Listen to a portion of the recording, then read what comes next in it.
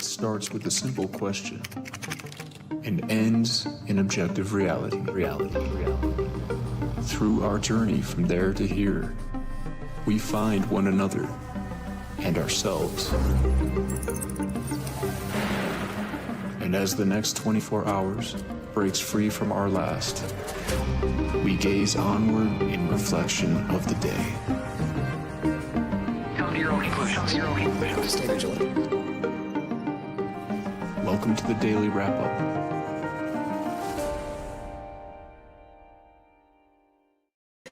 Monday, March 16th, 2026. Thank you for joining me today. Have a limited time frame today. Still about a couple hours, just so you can set the table before we start. I'll be recording with Propaganda and Co. after this. Not sure if that's live. If that's out there, maybe tune in, jump in the comments, say hello. Sorry for the delay to start there. I don't want to get into it right now, but there's something weird going on with Rockfin, as you guys may have seen. Not that that platform is necessarily on the side of independent media today. Very clearly has been shown to disregard a lot of people on that platform, straight up censored people. So in no way is that a platform that I really support today. Nonetheless, it is a platform that we utilize like YouTube and any of the rest. And it turns out a huge portion of our library is just not there anymore. Interestingly focused around certain content, but that could just be a coincidence.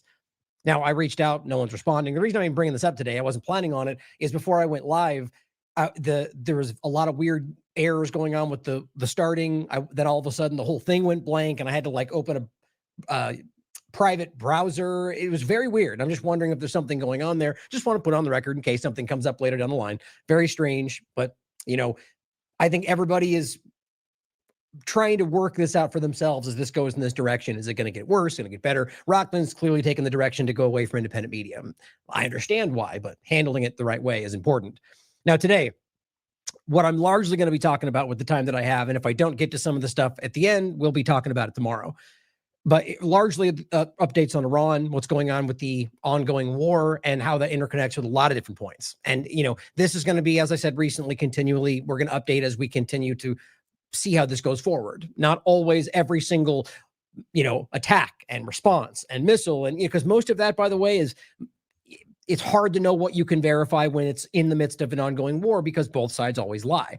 I'm saying that because there's a lot of people out there who want the moment-to-moment reporting. You're not going to get that here in regard to who bombed and how they responded, unless I find it relevant. And as always, it's down to what I think is going to be most important for you. But I'm going to include a lot that I want to start with today that I think is relevant for just what we're always talking about and the dishonesty around this administration, like our government in general, to make clear. But what's important to see, as I titled today, is not just the growing awareness of the two-party illusion and how, you know, whether people want to vote again next time or they want to choose a side again next time. Right in this moment, the awareness is very easy to see. And also around Israel's influence on this government. And for those that want to immediately try to make that about something other than exactly what I just said, then that's a choice for people to deviate, to deflect, to disregard, to be dishonest. In this case, Israel's government's committing crimes. Whether you think that's connected to their religion, whether you think it's connected to one person or another, you can decide that. But for anybody to pretend like we can't see what they're doing is just disgustingly dishonest. The war crimes, the ongoing genocide, the history, the long history, the origin point to today, which we'll end with today, regardless of time, a great video talking about Zionism and what it really is and the ongoing reality of how people are becoming aware of that. And the increasing push to make people who call out the political organization that it is and what they're doing racist. Despite that not really even making sense when you understand what we're actually talking about. And even if you may think that I misunderstand, that it is Judaism, Ryan, well, I don't think that. So how in the world would it be called, you know, this gets into the weird territory of like inadvertent racism or somehow I'm racist even though I don't think that. To me, it's all about the intent. People can be inadvertently any number of things, but it matters to me whether they mean to be. And it should matter to everybody else as well. But all of this, that point to be made, that point to be said about right now, and how it's clear with the Iran war that Israel's government is, I mean, I at this point, dictating the actions being taken, which is not that big of a bombshell for those that understand what we've already been talking about over the years. But in this case, just Iran's war, the war on Iran and what they've been trying to accomplish and the actions taken thus far. But going back, if you really start to look at what we've been highlighting and what you're maybe just seeing for the first time, you'll see those markers everywhere else. You'll see it in the Obama administration. You'll see it in the Bush administration. You will see this. And it's not just about one thing or one group, but these things are there and you have to be honest about that. So what it matters for today is this, and I'm not going to make a hard point about this today, but we've already touched on it a lot. And there are some points where it connects to the Zionism part of the conversation, where this is, I mean, they told you, it's a religious war. Iran's not saying that. Shiites aren't saying that. Hegseth is saying that. Rubio is saying that. Graham is saying that. Left and right, we're ultimately getting these same points, and all of them seem to support the Israeli Zionist religious agenda. And that's driving the U.S. actions on the ground. That's killing American servicemen for Israel's war.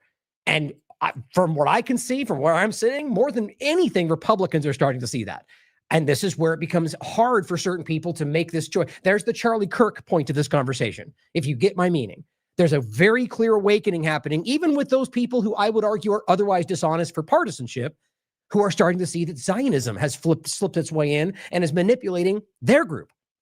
And maybe we'd even disagree on every single thing other than that, but they'll still go, I see what Zionism is doing. And they might then work this out to make it seem in their mind that Trump had to, or Zionism did it. Well, maybe, but you can understand if you look at everything else that Trump is a player in this game, guys. But that's a different conversation for this point. But to understand how this all continues and why it's so important for us to call this out now, before the next, midterm presidential election, whatever you think might change the future. We need to be on the same page now before we get into the next political chaos situation. Every moment we see these things. No, as I rambled open today, I want to make sure we get into this right now because I want to make sure we get into some of the bulk of the show today before we run out of time. So if you see me nearing close to 8:30 Central Time and I'm still going, please comment in the chat and let me know. But no, I got my alarm set. So let's get into this. So I want to start today with a point about, I guess, just dishonesty, two-party illusion stuff, as we often do. Just some of the different things we see that I think are important to make sure you see for any number of reasons. One of these are the absurdity of what they're, I would categorize this under the heading of deflection. But, it's easy to do that. That's a distraction, deflection, look over there, which I think is almost always part of, whenever there's a big story happening, that's part of the story. That's happening. I see it everywhere. But it's not only that in some cases, right? But in this case, hey, we're announcing a new thing that sounds mysteriously exactly like Doge. But it's brand new and it's going to change everything. Imagine the desperation of trying to reinitiate the thing that you failed in doing with a slightly different framing. Not even, it's other than called Doge, it's identical to what he's talking about. I'll play it for, or I'll read it for you anyway. And so they're discussing this new thing that we're all going to champion, and JD Vance apparently is going to be involved. And it kills me that this, okay, let's just say they do this and it starts to actually make positive effects. I think that's good.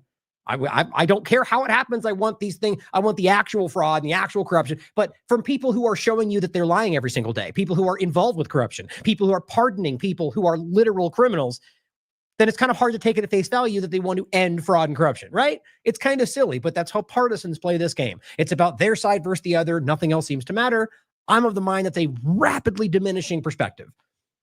Happening soon. President Trump will soon sign, an executive order this afternoon in the Oval Office alongside Vance to officially establish and launch a fraud task force, a whole of government effort to hunt down and prosecute. Sounds familiar? Massive waste, fraud, and abuse of ripping off American taxpayers. Aside from the 75 people, well, I don't know, like 15 people that Trump has pardoned for, literally that. Literally defrauding American people, COVID-19, whatever. I shouldn't even need to go any further. That's how ridiculous that is. And everybody knows about that. There's just people that jump in and go, it was political persecution. Well, maybe, probably. He also broke the law, though. That matters to me in regard to the people they pardoned. I could go down the list. Some of these people have even gotten caught again and went back to jail. It's just ridiculous. And before you jump down my throat, that's not unique to Trump, guys. Biden was just as corrupt. Quote, this is another promise made and kept by President Trump. He announces this, and this is leave it. He announced this in the State of the Union address and announced that Vice President will be overseeing this task force. This is really going to establish a whole of government effort to fight fraud at both the state and federal level. So this feels like we're just using this momentum, this narrative to get further involved in local state discussions where it pertains to maybe ICE or whatever else or any number of things. Or the idea that a whole of government anything right now where we can see who's driving the whole of government direction should be a little bit concerning with what Palantir's doing, with what the AI direction is doing, with the lack of constitutional rights. or rather they're caring about them. All that aside, this should be alarming with what we know we are. But just the main point, I said, yeah, that's called Doge. We did this. And it turned out to be one huge bait and switch.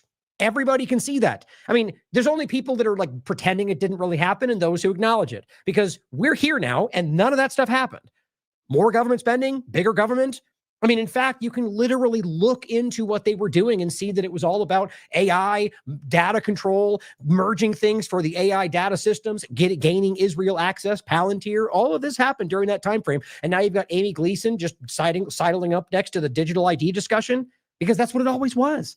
Digital services turned into Doge.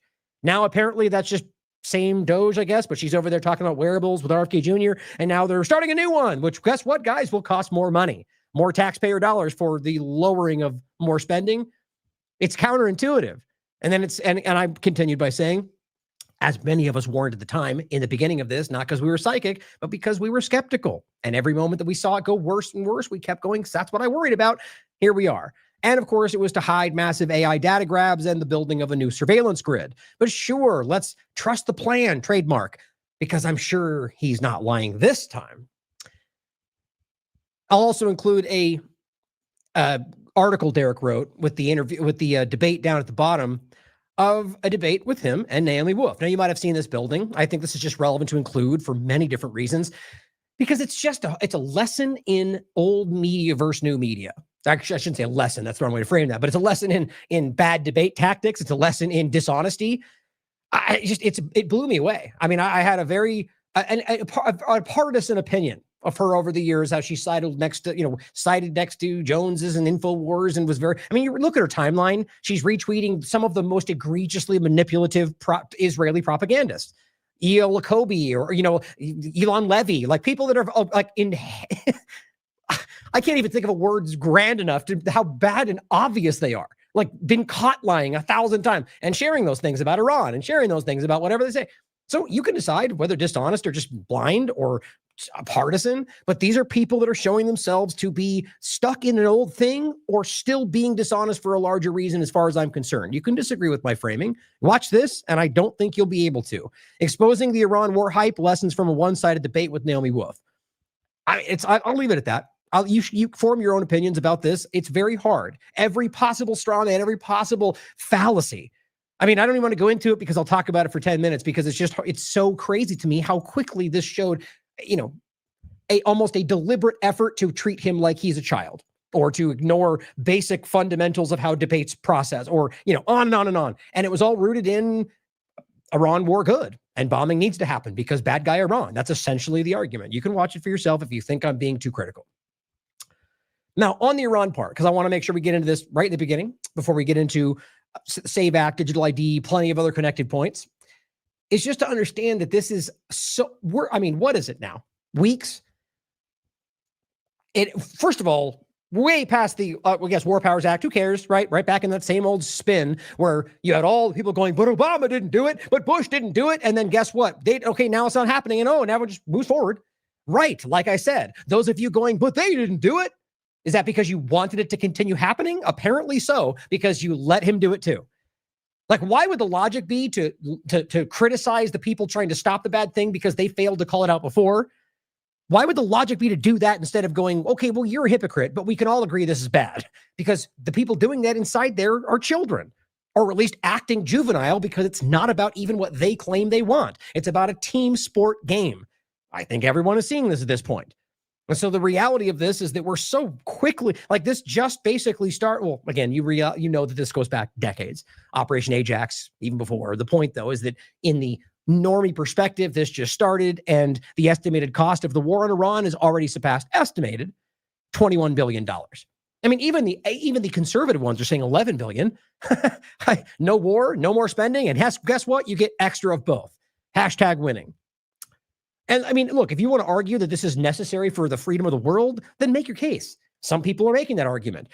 You're going to have a hard time selling anybody with a brain on why that makes sense while you're committing genocide and while Iran's doing none of the things you claim they're doing. But either way, you don't get these honest arguments. You don't get the real, you get the argument of, well, they're terrorists and they're invading everywhere and they're funding everything that's terroristic in the world. These are blatantly false claims. But on top of that, with $21 billion estimated to be spent on top of everything else, shocker for Donald Trump as U.S. Treasury budget deficit off to one of the worst starts in history. What Americans need to know. Now you can read this for yourself. In February, it jumped to $308 billion. I mean, it's one of the worst starts in history is the best way to frame it. Now, you could argue it's necessary. You could argue it's because we're doing this, X, Y, and Z, and when this happens later, this will go back down. It's always the same argument. They'll go up, but then they'll go back down because freedom, whatever. Maybe. But I don't like these hypothetical next step. Deal with what's in front of you and the facts at hand, and whether they're honest, whether they've said what they've done. Excuse me, I can't talk right now. Whether they've done what they've said or whether they've deviated. So my point, this is not at all what we were promised. What conservatives thought would happen. Now, maybe a month from now, a year from now, it's better than ever. And you can look back and go, see, I told you. I hope so. I hope so, because that would mean that this is not going in a bad direction, at least in, I guess, a American financial sense. But engage with it right now. And you have to be honest that this is going in the wrong direction.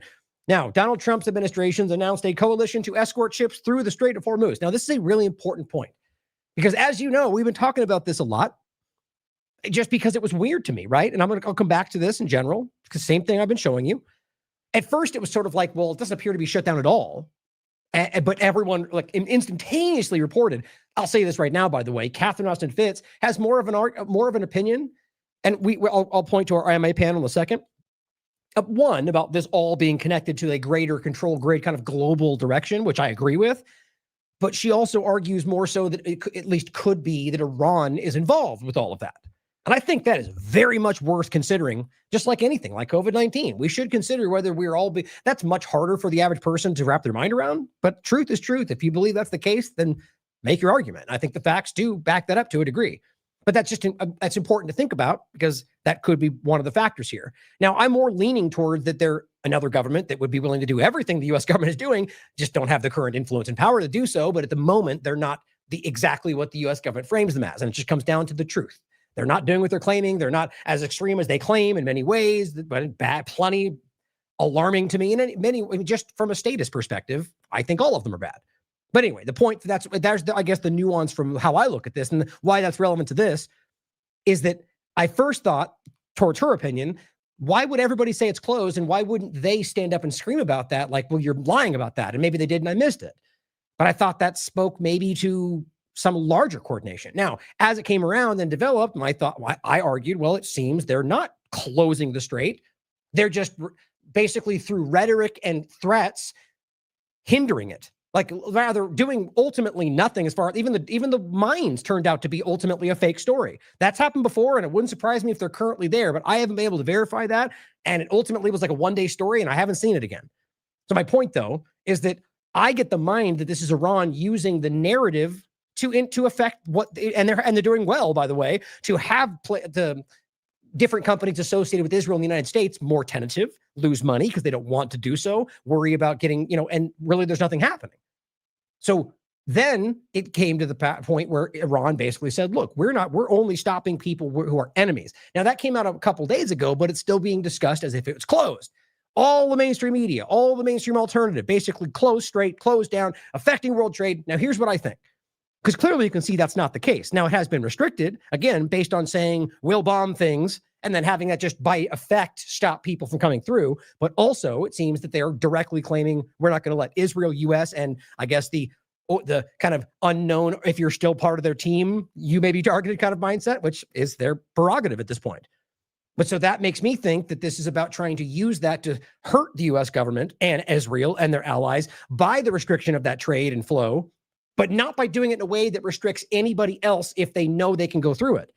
So now you got Trump and everybody else trying to make the argument that it's been closed because that makes the world turn against Iran. But if it's not closed, and effectively through crafty narratives, they've convinced Trump or the rest of them to at least act that way, well, you got plenty of ships passing through.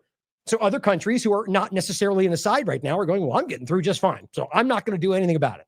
That's why now we're going to get into them pushing back on Trump, calling for them to help people through the strait. Now, why would they do that if it's only the enemies who are being restricted? And the world can see that they're actively doing things that are against the law, genocide. So Wall Street Journal reported that he's announcing a coalition. Now, that's a very friendly way to frame that. It seems as if you have basically, the UK seems to be flirting with the idea. Now, that might have changed over the last so many hours, but last I checked, most of them are bucking the whole program, saying that we're looking for other paths, or whatever the word he used. We're looking for other solutions, but most of them said no. In fact, said one of them, I'll read to you in a second, said we will not be bullied by the United States, which is exactly what the world is beginning to recognize, who may have not caught on yet to Trump's tactics, strong arm tactics to the extreme. So this is making it sound like we're starting a friendly thing to work together. This is Trump going, please bail me out of what I just got us in, ultimately, because it seems that they are not doing as well as they're claiming. And Israel's the one that drove them here. And you could either argue Trump did it because he didn't have a choice, because he is in line with the agenda, or he's now realizing he was played. Either way, it puts us in the same position when it comes to the outcome, I think. Now, here's the Guardian. Trump draws backlash. Trump draws backlash for comment on Iran war. Maybe we shouldn't even be there. Now, this is such an interesting statement. I did want to add one more thing, by the way, because of time and a few other things today. Some of this stuff may be like mildly out of, like, just as what I normally do when I prep the show is I'll bring up pretty much everything that I think I want to look at, articles I'll read through and highlight and get my mind in the organization, and then I'll organize it, different categories. Sometimes that takes a while, right? And so today, because of time, some of it might not be exactly organized the way I want. Just keep that in mind. Not that that is that important. So Trump draws backlash for comment on Iran war. Maybe we shouldn't even be there. Now think about saying this right now. To me, this is the same old sort of like, I'm just like an independent observer, Trump. Like, I'm not really making decisions. I don't know. Maybe why don't, like, it's as if he acts like he's commenting on something from the side, right? Shouldn't even be there. I mean, people have got rightly upset about this. Family members of servicemen that have been killed. Going, well, what are you talking about? Maybe we shouldn't even be there. Like, it's a game. Like this is what people have come to see, that it's, whether you think this is him framing it like it's just kind of a passive thing, like wishy-washy, a game, or he's doing this, which is more what I'm leaning towards, to sort of give himself an out.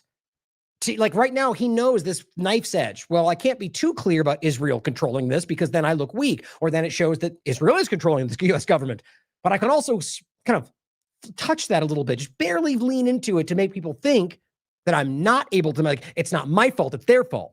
If you don't think this calculus is happening behind the scenes, I'm telling you guys, these people know the world sees it. And I think that right now it's about playing the game of like chicken, essentially, of who ends up holding the bag. That's how these people operate.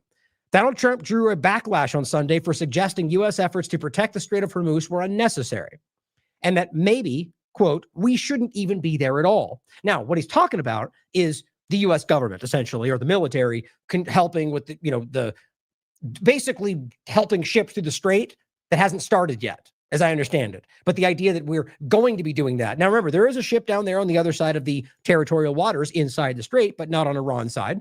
And if it is going to go through there ultimately, like, so here, let me show you this again. That right here, you get close enough. Oh, it's not showing it for some reason.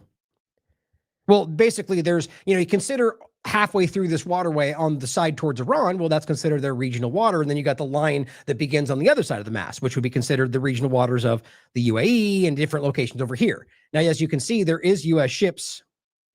There are, I think there's one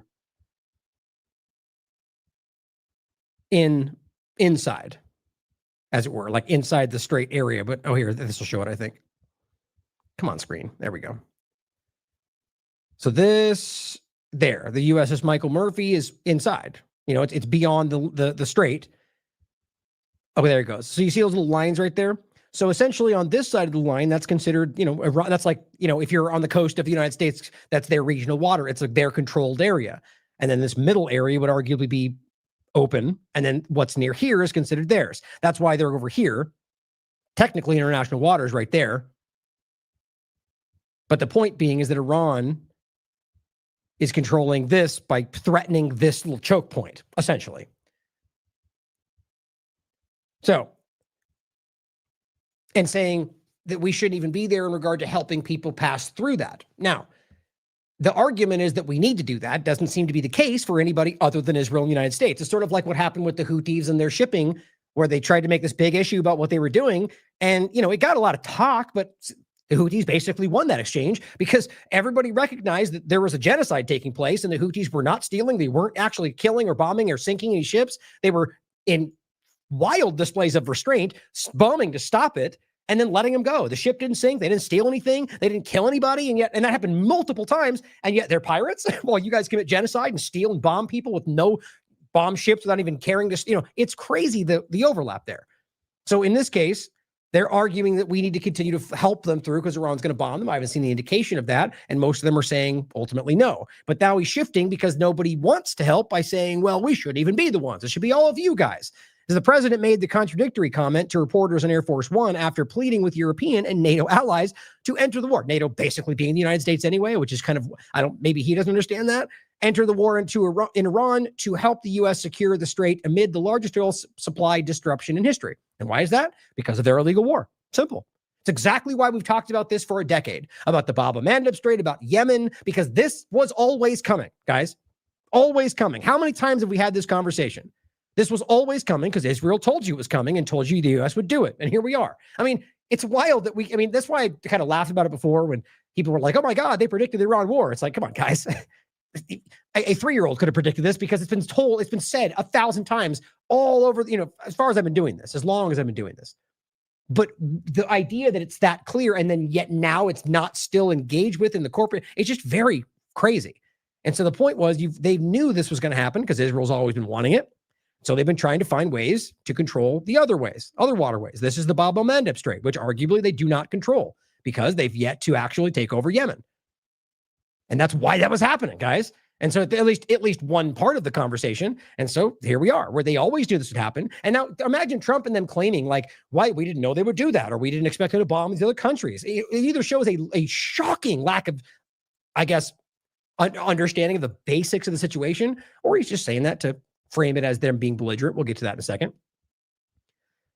It says, really, I'm demanding that these countries come in and protect their own territory because it's their territory. So then that means what he's ultimately saying is then Oman, UAE, you guys have to get in there and do something, which, okay, now that creates an interesting point where since the last time Iran basically, Trump embarrassingly claimed they surrendered, Iran said, look, when they bombed all these countries, all of which they were bases or fueling or weaponry, which makes them belligerents by every single possible tenet of international law, rather just understanding international law.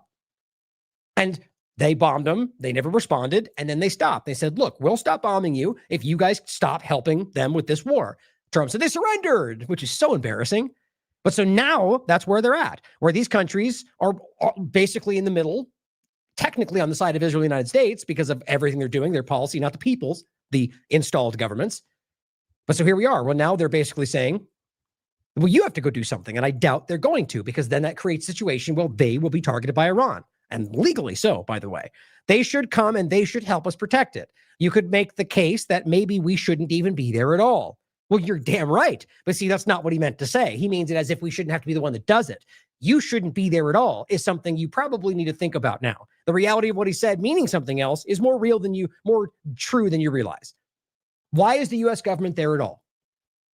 Other side of the world, as they criticize other places for, the idea, just narratives about how they might support something on the other side of the world. It's so embarrassing where we're at today, where the world is long since understood this, but the difference of the change today is that Americans are starting to understand this.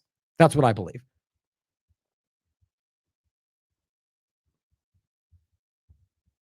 So, continuing. Trump received criticism. I'm glad I didn't skip this part. It says they should come and help protect us. That we shouldn't be there all because we don't need it, he says. And what does he mean by it? This is very revealing to me. Oil. We have a lot of oil, he says. We're the number one producer anywhere in the world. 2 times. Okay, well, so it's not just about the flow of oil, but clearly he's we know that. It's not a secret. But there's a lot more on the table than just the flow of oil. But he cares about that because American gas prices and, he's very, very, I guess the framing of success oriented. But he says, we're the number one oil producer anywhere in the world times 2. Now, well, if you look into this, you'll find that this is argued to be accurate. Technically, it is currently accurate. But here's what's interesting. The reason I say technically, if you think about this on a longer scale, and look into, you could do this in a couple different places. Venezuela alone has the largest, way larger, even the Saudi Arabia, the largest unrealized, untapped oil resources in the world. You don't think that's a factor of why they're trying? I mean, look, even Delcy Rodriguez, that was the first point, oil. He knew that because they were aiming at Iran. They knew this was coming. And we already know that because Israel said that, because it's been admitted they planned this with the Kurds a month before. We know all this stuff. If you're following independent media, you know all this. It's funny to watch the mainstream alternative, grapple with either trying to lie or not even know what they're doing. But how important is that? Oh, the point was, though, so think about Venezuela. So if the United States, if other countries helping them hadn't continued to sanction, suppress, and keep them from developing my entire life. In fact, you go back, I've never seen a point which they weren't threatening Venezuela. Had they not done that, you could argue that they might have been able to develop. And this is that same point about why they keep countries in Africa and elsewhere under their foot, because if they were to develop, they could grow to a place to where they could actually have some ability to have a military and exert their own will. That doesn't even mean bad guy, you understand? Terrorism, it just means, in fact, the point is the opposite. Terrorists they can work with. What they want is they don't want people who can become strong and independent and have some kind of a democracy, because they have the ability to actually push back, or representative government, or whatever you want to call it. I'm going to play that as a clip in a second to make this point. But the Venezuela thing, if they had not done that, Venezuela could arguably have the largest over anybody oil production in the world. And there's plenty of nuanced points to that. And the real point is whether they're able to effectively do it, because there's more than just being able to drill it, but that's the whole point, isn't it? It's development, industrial, and they've made sure to stop this country from getting anywhere, keeping it under its thumb so it could be abused. So now that he's screaming that, you could argue it's at least in that position because of what they've done elsewhere. But either way, there's still a lot of oil to be seen. Now, let me play this clip really quickly to make the point that I was just saying there about keeping these countries in a position where they cannot become independent, have, not rely on other countries. And it's exactly what Trump claims he wants to happen to the United States. And this is about funding Al-Qaeda, funding the Ukrainian Nazi elements, or any number of things you're talking about in order to keep these states controllable. What they've always done. Now the difference, Iran fought back. Brzezinski was the strategist for Jimmy Carter and convinced Jimmy Carter to say, look, the Russians are dominating Afghanistan with a civilian secular government. Let's create Al-Qaeda. Let's back Osama bin Laden and give his supporters weapons to begin fighting the Russians. And we can pull a coup d'etat there. And the Russians will fight back, and then we'll say the Russians invaded. And it worked. Saudi Arabia made a deal with America that they would push the Wahhabi extremists, the Al-Qaeda, the most right-wing wing of Islamic parties, and it worked. Essentially, Al-Qaeda is a contract army for the United States. Well, the same thing was happening in Russia. What Brzezinski wrote was that America's faced with a possibility of not being able to rule the world unilaterally. Any country's economic ability to be self-sufficient means potential military power. And in order to prevent any country from threatening America militarily, you have to prevent it from developing economically. The American nightmare, Brzezinski wrote, was that Russia would get together with Germany and with Western Europe, creating Russian raw materials, German industry, and somehow, finally, Russia would become westernized. America, under Brzezinski's strategy, said this would be a disaster because if Russia's westernized, if it becomes democratic, if Europe and Russia are prosperous, then we cannot control them anymore, and they will have no reason to be NATO. We've got to stop Russia, and the place to stop this Russian-European conglomeration is to split it right at the border down Ukraine. Let's do in Ukraine what we did in Afghanistan. Let's back the crazies. Well, most of them are the former neo-Nazi groups that have been so prominent that fly the Nazi flag. That's very important. Now, what's important to understand is the model that they've continued. The same model, from getting responses to claim them as the aggressor to proxy elements. This is what they do. And this is why they accuse everybody of that which they're guilty, they're just as likely involved with similar tactics. But when they claim it, I look and I can't prove it. What I can prove is that this is what they do. And the history shows that. And the idea of creating that situation in order to keep people under your thumb under the guise of fighting for freedom and liberty. Like, these are villainous people, guys. That doesn't mean that everybody manipulated by what they're doing is aware of that. Now, interestingly, a point that I'll get to at the end when I play a clip about to go out the show today, it makes a similar point. That this is what I'm trying to say about partisanship today, about independent media. It doesn't mean people should be devoid of responsibility for their actions because they've been tricked. Like I said with Trump, they're still responsible, but there changes a little bit of it. But just be aware that there's a lot of people that aren't aware that they're being played and believe that they're acting with good intention. It's like military personnel going out and fighting for the war in Iraq. And then come back and go, my God, I had no idea what I was doing. The same thing's happening with the Iran conversation. But you see, when they left, they had in their mind that they were fighting for you, for freedom, for liberty. And, even if the point is, I've always said this over the years, it is honorable. Respect. I mean, those people deserve your respect because of the intention. That's like I said in the beginning, right? They believe they were doing it for you selflessly. And then the question is, when they then find out, do they then change their actions? Well, Brad Miller, for example. I've interviewed him more than once. I greatly respect the man. He stood by his principles, right? But that's what's important. So coming back to this, Trump received criticism in the early stages of the U.S. and Israel's 3-week war in Iran for failing to convey clear reasons for launching military strikes. He has made a number of antithetical statements since, including telling the UK, which he called a once great ally. This is my point about the type of tactics. Why do you think that's either bully tactics or whatever you want to call it?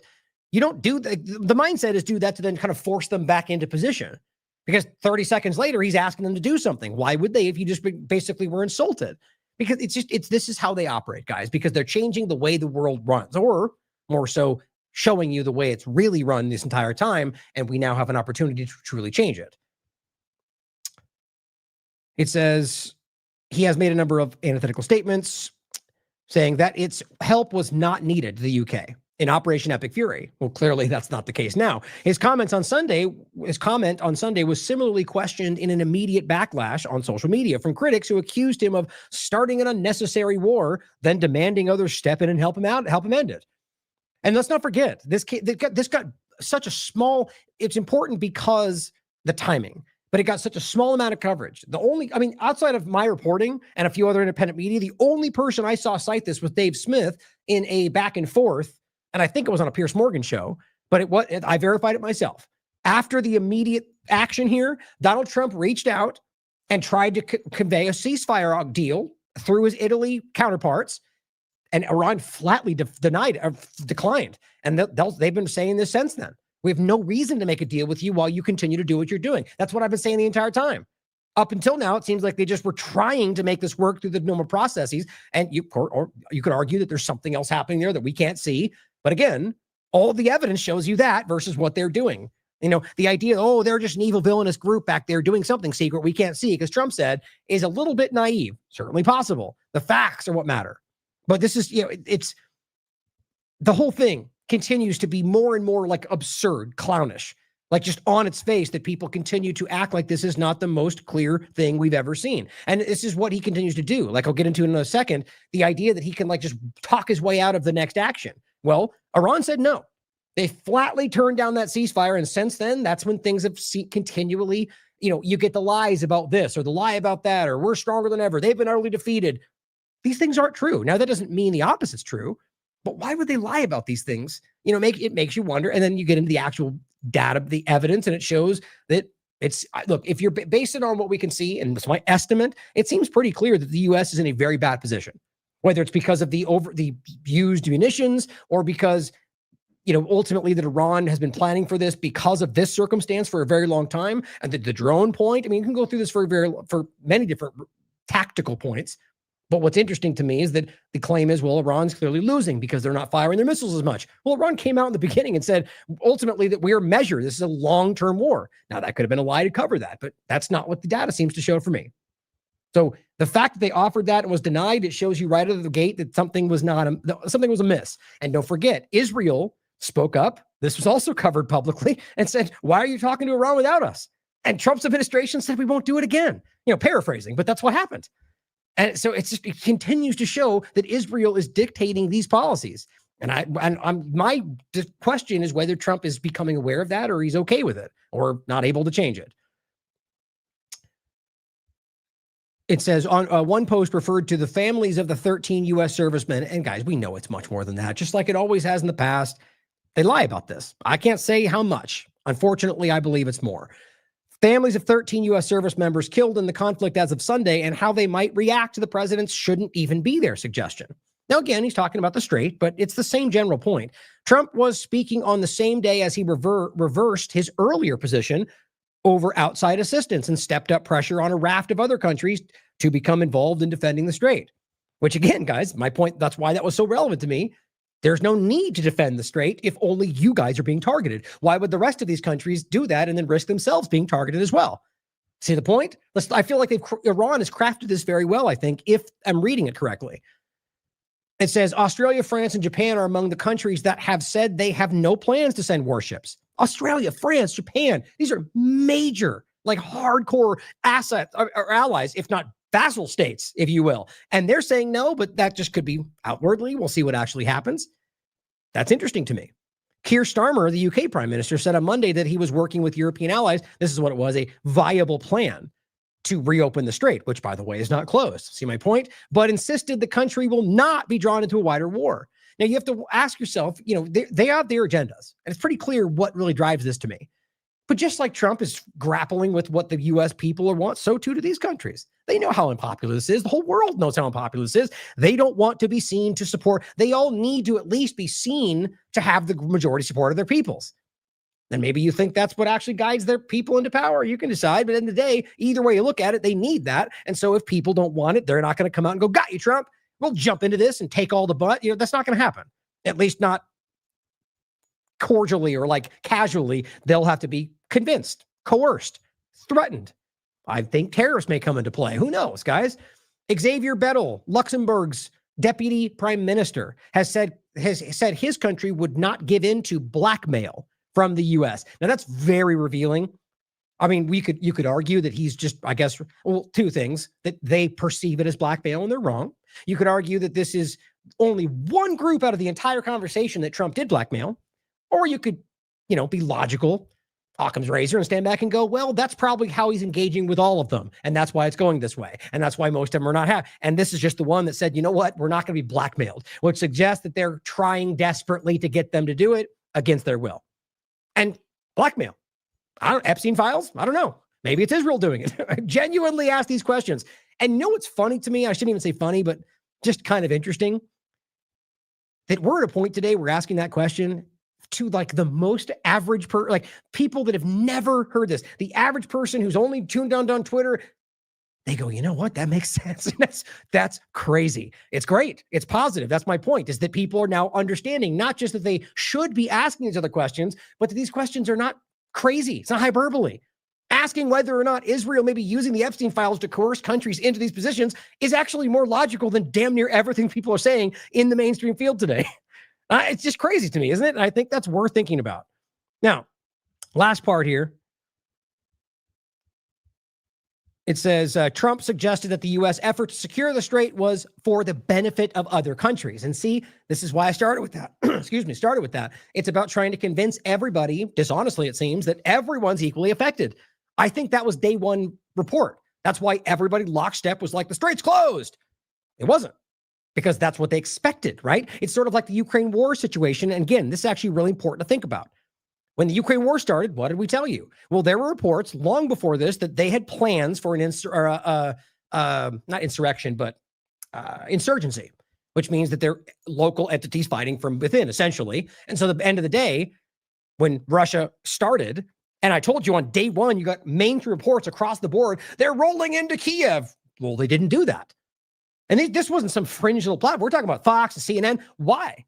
Because that was what the reporting was supposed to be. They expected Russia to rush in and take everything so they could then have their ongoing forever insurgency just like before. That's how I read that. And Israel with the Azov movement and all the different radical elements they've been funding, the CIA with Project Aerodynamic going back to like 1947 and before, they've been building a fascist entity just like they funded the Mujahideen in Afghanistan to fight Soviet Union before. My point, though, is that they expect these things and they act as if. They respond, they move their agendas based on the assumption that they do what we do. And apparently that's not the case. I find that very revealing. Now, it doesn't mean good guy, bad guy, but it means tactful versus, belligerent and clumsy, if you will. It's almost like if we do it. No, he said that Trump suggested the U.S. effort to secure the strait was the benefit of other countries. It is not. It's almost like we do it for, and again, the point was that they expected Iran to do that, expected them to mine and break it down. But Iran is tactful, right? They're clearly intelligent in the way that they conduct. They're militarily intelligent in the sense of where they thought this through. And this is my opinion. And they said, well, that's what they want from us. If we shut the strait down entirely, they'll tell the world, and it will be correct, that we're hindering everybody else's.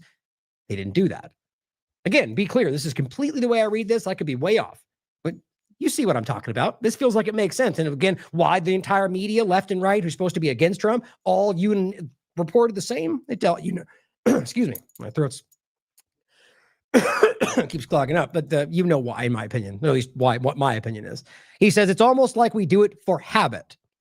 That's a weird statement, but we also do it for some very good allies that we have in the Middle East. Okay. We do it for habit?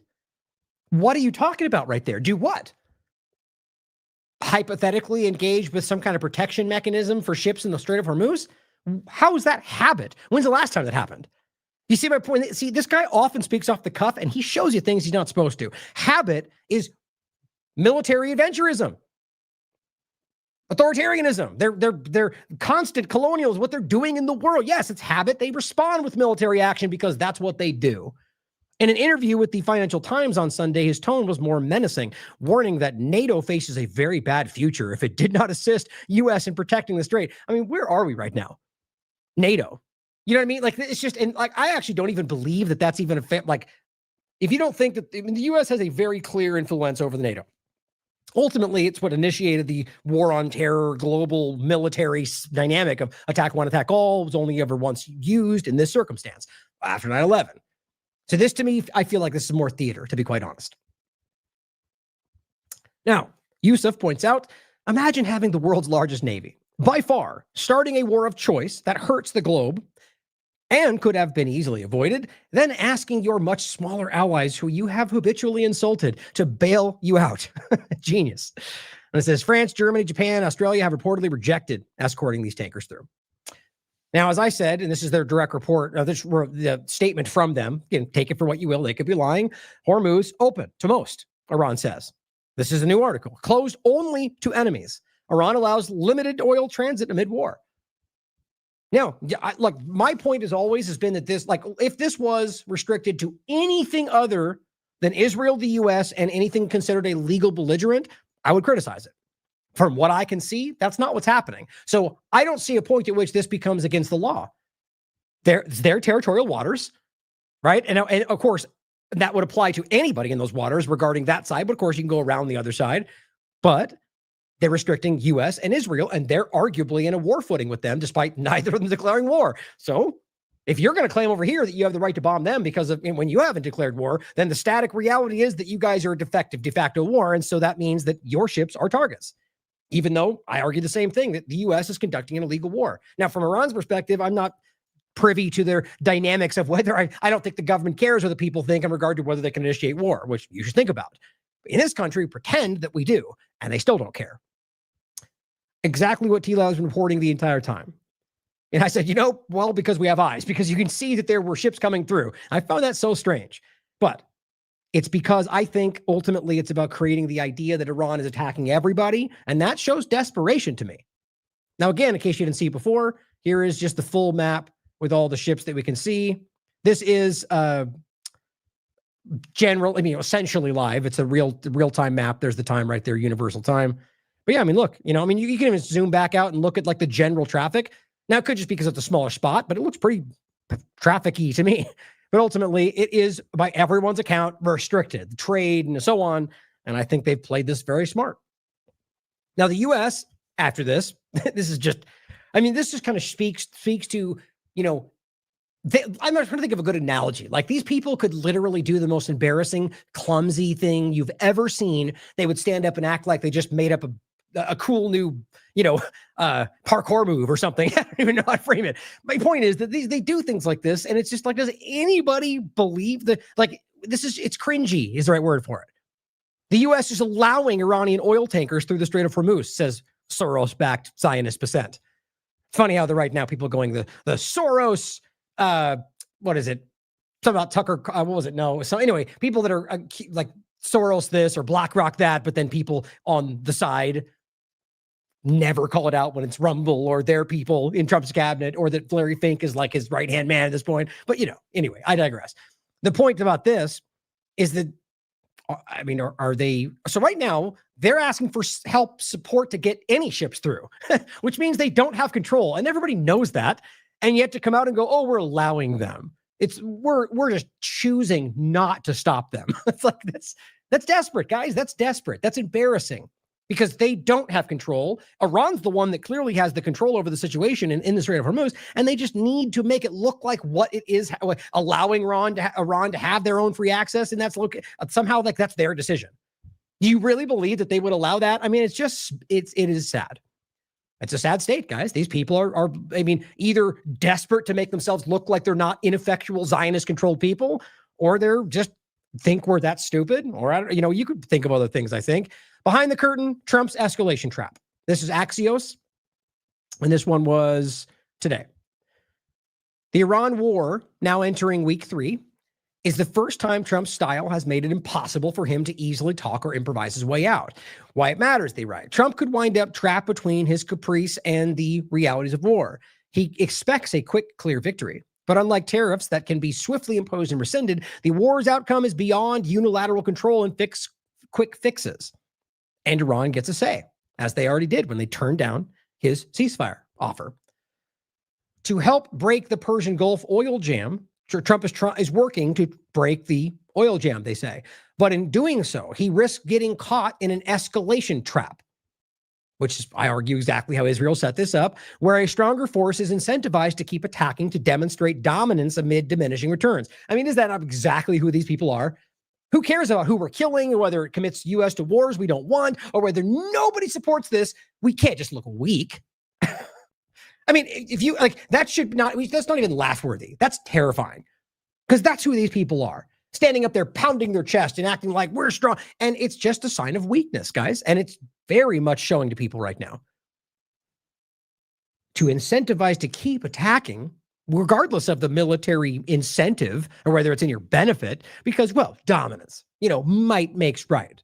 A senior Trump administration official practically admitted as much, telling Axios' Mark Caputo, the Iranians effing around with the Strait makes Trump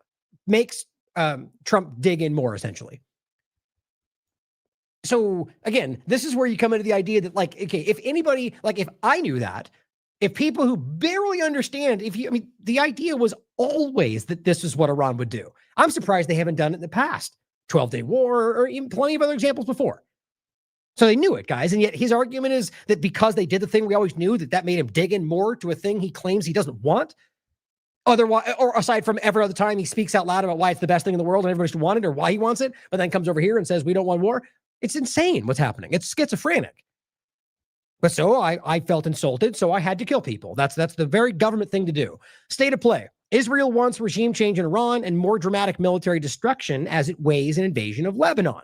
I can't even believe, first of all, this shows you what we have done as independent media, or any of you out there supporting this, to change the conversation. Why Zionism is being talked about, why Israel's being called out, but the fact that they're even mentioning Lebanon. Because realize, guys, weighing an invasion, guys, they've been occupying Lebanon my entire, when was it? Give me the date exactly of when southern Lebanon was officially occupied, because I can't remember exactly off the top of my head. But a long time. And they have continued to bomb them despite ceasefires well before October 7th. But right now, thousands of times after October 7th. So just when it says weighing an invasion is so frustrating to me, because Axios knows well, anybody knows who cares to look at the facts, that that's already happening. When you realize this was posted today, over the last week, I could show you that they're occupying areas. You think they don't know that? So it shows you a willful deception right there. But at least they're mentioning it, which I'm not giving them credit for. I'm saying that's because of you. Bibi Netanyahu has shown several times that when it comes to Iran, he has the ability to convince Trump to take his side. Crazy, right? Even that passive, small, like benign way of writing that, you never would have seen something like that. That would have been called anti-Semitic, and it probably is right now by all the Zionists screaming about why they shouldn't say that. You're claiming Jews control the government. No, that's not what they said. They said Netanyahu has influence over Trump because he does. And even mainstream media is being forced to call it out, because they can't lose every shred of credibility, which they're already about to do.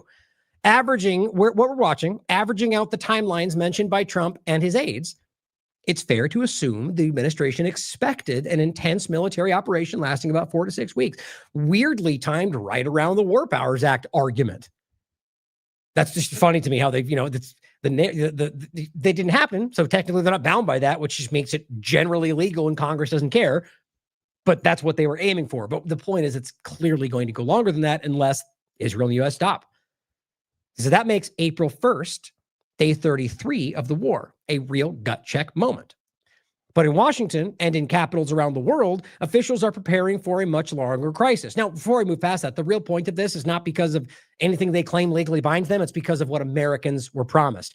Well, if you can't see by now that they haven't kept any of their promises, Trump or Biden or anybody else, then I don't know how to help you. I mean, we should be aware that that's likely not going to matter. Maybe they stop before that for whatever reason they decide, but it will not be, in my mind, because they care what you think or because you don't want it to continue. I don't think they care. Otherwise, this wouldn't be happening in the first place. So when it gets there, I'll argue this will continue, but just recognize that this was, it's not about whether the base wants this or not. It's about what Israel wants, which is kind of the larger point for today. But in Washington and in capitals around the world, officials are preparing for a much longer crisis because everyone can see it.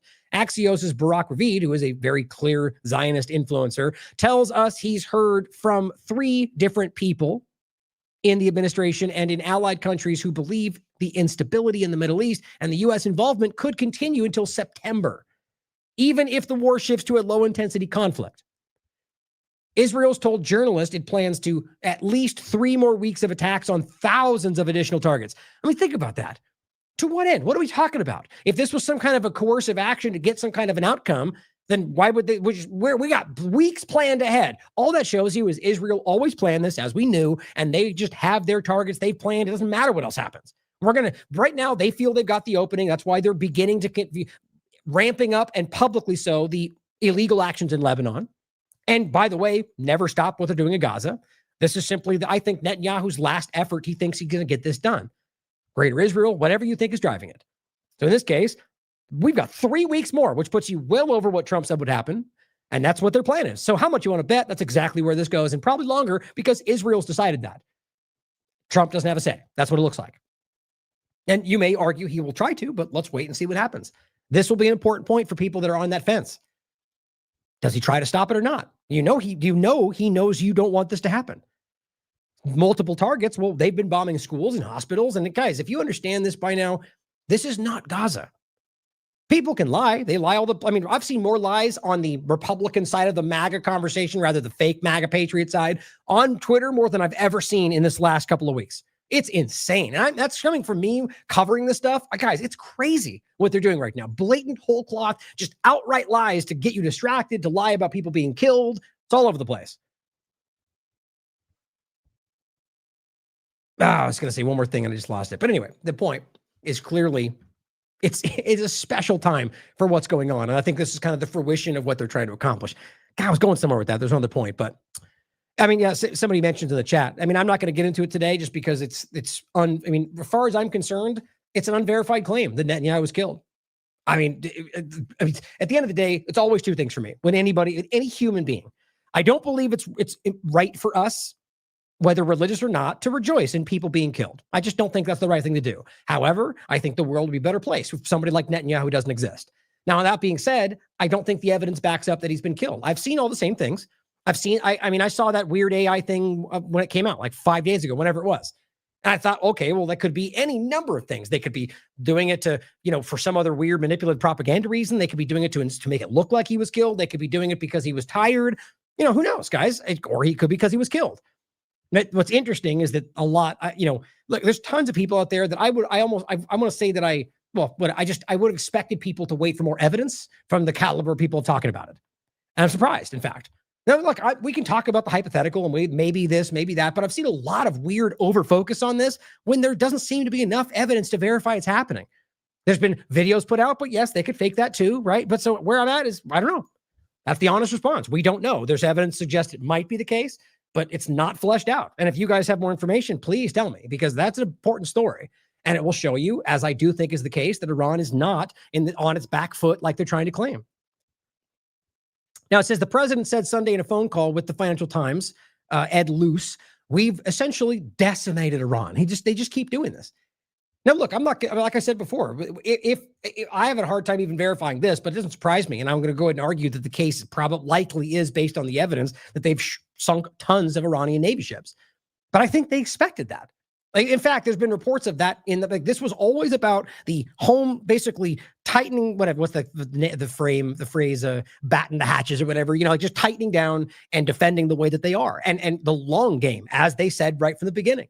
And look, that's why Rubio said right then, and I think they regret saying this now, that it was because, and this was after they said Israel will attack first, and they changed their narrative, then they switched back to it now. We'll get there in a second. But the idea that, well, they have drones and stuff, and they're building to a point where we won't be able to stop it. And I said, well, why is that? So you're literally saying because they're doing something that everyone can do in a legal fashion, we have to stop that because we don't want them. So you're going to illegally bomb them because they're doing something that they can legally, because that might make them stronger than you. What does that show you? That they're the bad guy in the situation? Not even say good guy versus bad guy. But in this case, what they're doing is wrong. What they're doing is evil. And that's what they said. So my point then is about the idea of their capabilities when it comes to the drone conversation. And that's when it came out early, where $50,000 drone being taken down by $1 million equipment. And they took down their eyes in Qatar. They took down many locations they're not admitting to. From what I can tell from people like Douglas McGregor, for example, that Iran is, you could even argue, potentially winning this war. I'm not going to say I can tell that. I think the evidence is still hard to read right now. But decimating Iran is simply not true. And that's what's so hard, because it could be that they're winning, but why would he have to lie about that? Why wouldn't he just come out and say we're winning? It's got to be, we obliterated them. I love he says totally obliterated. Well, that's redundant. Obliterated means obliterated. It's just funny, but he's just trying to accentuate how completely destroyed. Well, didn't he say he obliterated their nuclear facilities? Then kind of walk that back. They have no Navy, no anti-aircraft, no Air Force. Everything is gone. The only thing they can do is make a little trouble by putting a mine in the water, which appears to not even be what's actually happening.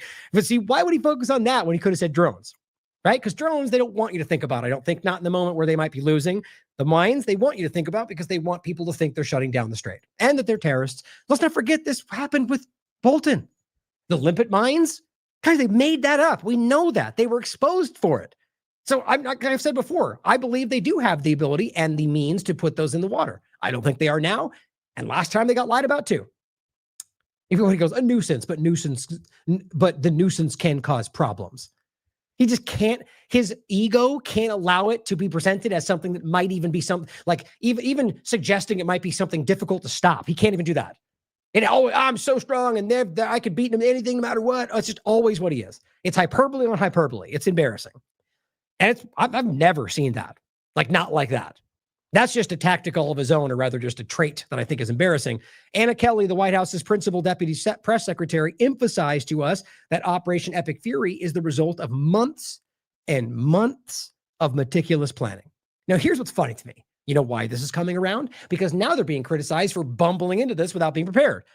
How often do I say this? Where they lie about everything, they'll contradict a previous lie. Well, what was the narrative 20 seconds ago? Well, they were going to attack and we had to respond. But Israel was going to do, or rather Iran was going to do something, and so we had to respond. Okay, so it wasn't planned then. It wasn't a long-term plan to invade Iran. It wasn't a long-term plan to arm the Kurds to invade from the ground. It wasn't a long-term plan. I mean, guys, Israel admitted that you guys were discussing. You had already chosen a day while you were still in the midst of your negotiations, after which you made them meet in that room and you killed them under the guise of diplomacy. But so now apparently months of planning because clearly we were ready and we were prepared. Well, then it was an illegal war. We already know that though. with ample options provided to the president, who took all of his top officials' views into account as he made the final decision. Right. And what they mean by that is Israel presented him 2 very clear plans, both of which helped Israel. They said, "You're so smart, Trump. You picked the best one." And he goes, "That one. Oh, you did the best choice." And that's everything they want. I mean, I'm joking in a way, but that's how you play somebody with ego who thinks he's the mastermind of everything. Everyone around. I mean, if you have somebody like him who's genuinely listening to somebody like Laura Loomer, that alone by itself shows you what we're dealing with. Trump could pull out tomorrow, it says, but the Iranians could keep the Strait of Hormuz closed and push oil prices so high that America would have to re-engage. That's an interesting point, right? Because what they're saying is that it's not closed, is they could just maintain the pressure, which will have an effect on their ability to go through the area, which will affect their decisions, their financial situation. And that's not going to affect, I mean, they could do it in a way if they did it right, even helping with the Yemenis, the Houthis, to where they effectively hurt only Israel and the United States and anybody helping them. And I don't know why anybody else would want to risk that same situation. And so that would force them to have to then go back to militarily engaging based on, I mean, you know how embarrassing that would be? I think they're thinking about this now. We can't do that because we'd probably be forced back into it. And that would not only expose everything we're doing, but it would also show that we're weak. And they can't abide that, clearly, even though it's the case most of the times. Trump has grown accustomed to doing what he wants and then quickly improvising if such things go south. That's a very generous way of framing that. He's accustomed to doing what he wants, and then when things spin out and go ridiculous because nothing's really thought through, well, then he just yells something different, yells a different narrative, claims it was all the same. We did it and we won, even though they lost. You know, that's what he's used to. And I'm surprised that worked ever. Propaganda. But that's not the case when Iran can just go, well, we're still involved. It says, but this time, some in his inner circle have what one official called buyer's remorse, growing fears that attacking Iran was a mistake. Crazy way to frame that. A source close to the administration said some key officials around Trump were reluctant or wanted more time. Meaning when this was being bullied by Israel, they were like, whoa. Like, let's make sure we're ready. So these statements suggest, and they belie the earlier statements. We want more time. We got to make sure we're prepared for this. It says he ended up saying, and this has been quoted by a lot of different people. You could argue it's still misrepresented. Like, I guarantee if it hurts Trump, he'll claim it's false anyway. He's claimed things are false more times than I can count that turned out to be true. He ended up saying, quote, "I just want to do it," the source said. He grossly overestimated his ability to topple the regime short of sending in ground troops. The source, and I guarantee that was Israel right there going, we got you. We'll do it. You're the strongest. We got the best troops. Iran's so weak right now. We killed nobody's like, that's the whole point, guys. We killed the 12-day war and our obliteration of the nuclear facilities. They're so weak. They can't even stand. They've been doing that their entire lives. It's seemingly never been true, but maybe Trump bought it. The source said Trump was high on his own supply after last summer's quick strikes in Iran and January's abduction of Venezuelan President Nicolas Maduro. He saw multiple decisive, quick victories with extraordinary military competence. That's a very ridiculous way to frame what they did. Does not demonstrate anything other than the ability to force your way into whatever you want. Trump's war of choice certainly looks like a military success so far, they write. Really? I mean, what? I mean, think about that framing with what we know is happening right now. Like, you could argue that based on the fact that you've bombed things and sunk their ships. Maybe that's the case. But there's to argue that this has been a success. In what way? You could argue a wash at best, because they've hurt the U.S. in just as many ways. They bombed their installations. They've taken out billion-dollar installations. So a success? I mean, I'm actually shocked that they would frame it with what they've written this article. Iran's missile and drone launchers have greatly decreased, indicating it's running out of weapons or the ability to fire it. Why would that be the indication? I mean, we know they've been preparing for this. I mean, my entire life. And of course, maybe you could argue, yes, that could be the indication that because they've slowed down, even though they told you they were going to do that, that could be because they don't have the ability to. But we just saw them over the last multiple days have massive ramp ups of bombings. Major, the largest attack they've done so far. Well, that doesn't seem to suggest that they're getting weaker. And really, it just means, I think, that they're planning this in the long game, and they don't need to be firing all of their expensive missiles when they can be doing what they're doing with the drones. And effectively, you could argue, succeeding. Some officials close to him had hoped he'd be able to show some quick gains and declare victory, because that's what they're doing. We won already. It's over. Because that's embarrassing. Now it's not apparent how he'd do that convincingly. Well, yeah, we're seeing that. As Barack reported, the U.S. doesn't have clear enough lines of communication with the Iranian regime to make a deal that's sure to stick. Interesting that the person, the Verveeg says that, because they did. And in fact, they do.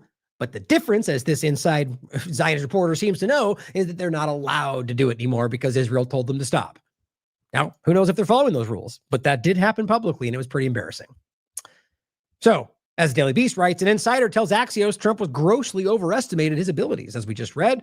And I simply said, this is what you get when you surround yourself with profiteering, incompetent yes men, while, of course, listening to cartoons like Laura Loomer. I mean, what else do you expect, guys? Do you think that that's going to give you the best advice? You think that's a meritocracy? It's just funny. You guys were calling that out 20 seconds ago. Maybe you should start doing it. Well, I take it back because I think most of them are.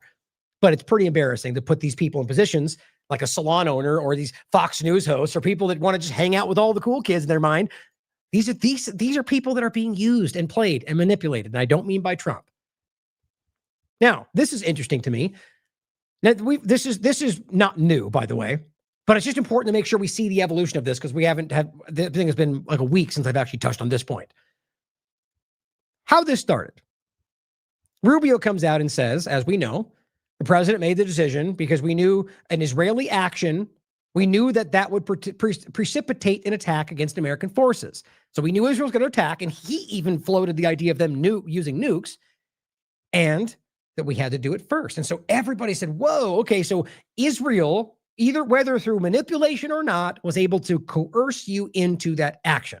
And I stood back and said, look, this is being jumped on by tons of Republicans to make the case. See, we told you Trump didn't do it on purpose because they were trying to defend we didn't want to go to war point.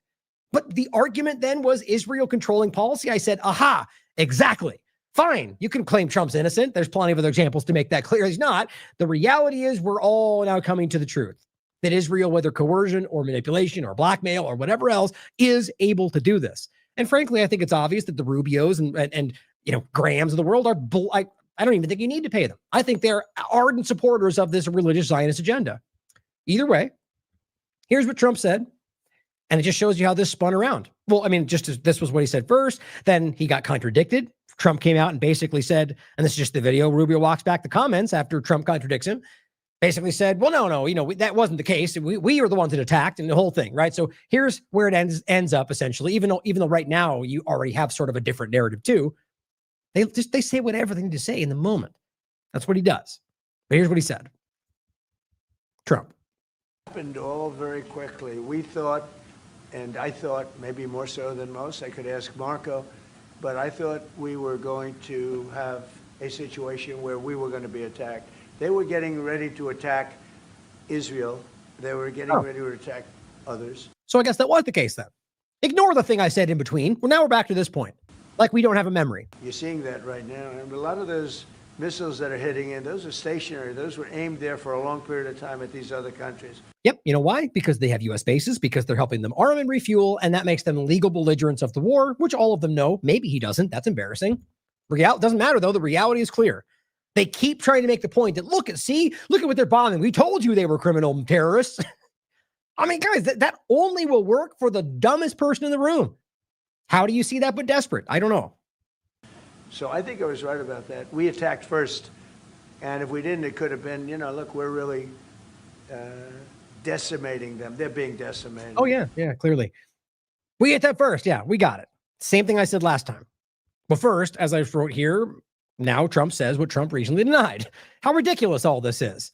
American servicemen are dying to fight Israel's war again, while Israel commits a multi-nation genocide with U.S. government support. Anyone defending this is not fighting for American interests. This is Israel first. I mean, that's not even debatable, guys. That's exactly what's happening. How is this in any way? You could argue that this might be in the U.S.'s security interest. I disagree. But it's not even remotely America first, especially since the America first team, not the government, but conservatives don't want that. So but Trump says, I'm MAGA. MAGA's me. And that's causing more people to go, whoa, okay, well, then I was wrong about all of this. I support the country, right? Not whatever Trump says is the country that day. That's my point. I think most people are honest. They're just being played. Now, and this is the one, this is from before. This is on March 4th. if accurate, the point was. So he says we attacked first. Just don't forget this point, right? Which means, as I've said before, in case you didn't hear it, there's only 3 legal realities for why this would be considered a legal war. Congressional approval, which never seems to happen, which means Congress is inept. An authorization for use of military force, like in the Iraq War, which they do not have, or under the War Powers Act, which is the only other possible option if they have an imminent attack, which they told you they attacked first, guys. So there's no world in which this makes sense. They can't claim they're imminent for 47 years. There is, and even now it's come out even more so, showing you that there is zero evidence that Iran was in any way going to attack. And Iran came out and said that. Of course, they could be lying and said there's no world where we're going to attack you. So either way, guys, you could argue that they saw it they've never even tried to prove that. And the evidence they put out shows you that it wasn't imminent. Rather that Israel might attack, and that was the point, and so Iran might respond afterward. See, that's how they trap themselves by their ridiculous narratives. Because if Rubio was correct, and this is what Trump is now re-parroting, that means that Israel was going to attack, and they knew Iran would respond. So they had to attack first. How, in what world would that be an imminent strike, guys? This is so basic. And we're dealing with dishonest people and people willing to call it out. That's all this is. So that makes this an illegal war, no matter what, under the Constitution. Now, you may disagree with that, then fine. Make the case of why the Constitution doesn't matter anymore. I don't think that's where you're going with it, though. If you want to make the case, then I'll listen. Break it down with evidence. I'll probably disagree. But do not pretend this is somehow justified because Ron's bad or because 47 years. It doesn't change the legal reality. Of course, Kellyanne Leavitt says, well, the president had a feeling. Very sound logic, which then very quickly changes it from sound intelligence to that he thought, which is just embarrassing. That's bad, guys. Now, here's a good clip that Bread and Circus put together. I believe he did. He said he tagged me and put it on his account. He says, if you don't know why we're at war with Iran, you've clearly forgotten about October 7th.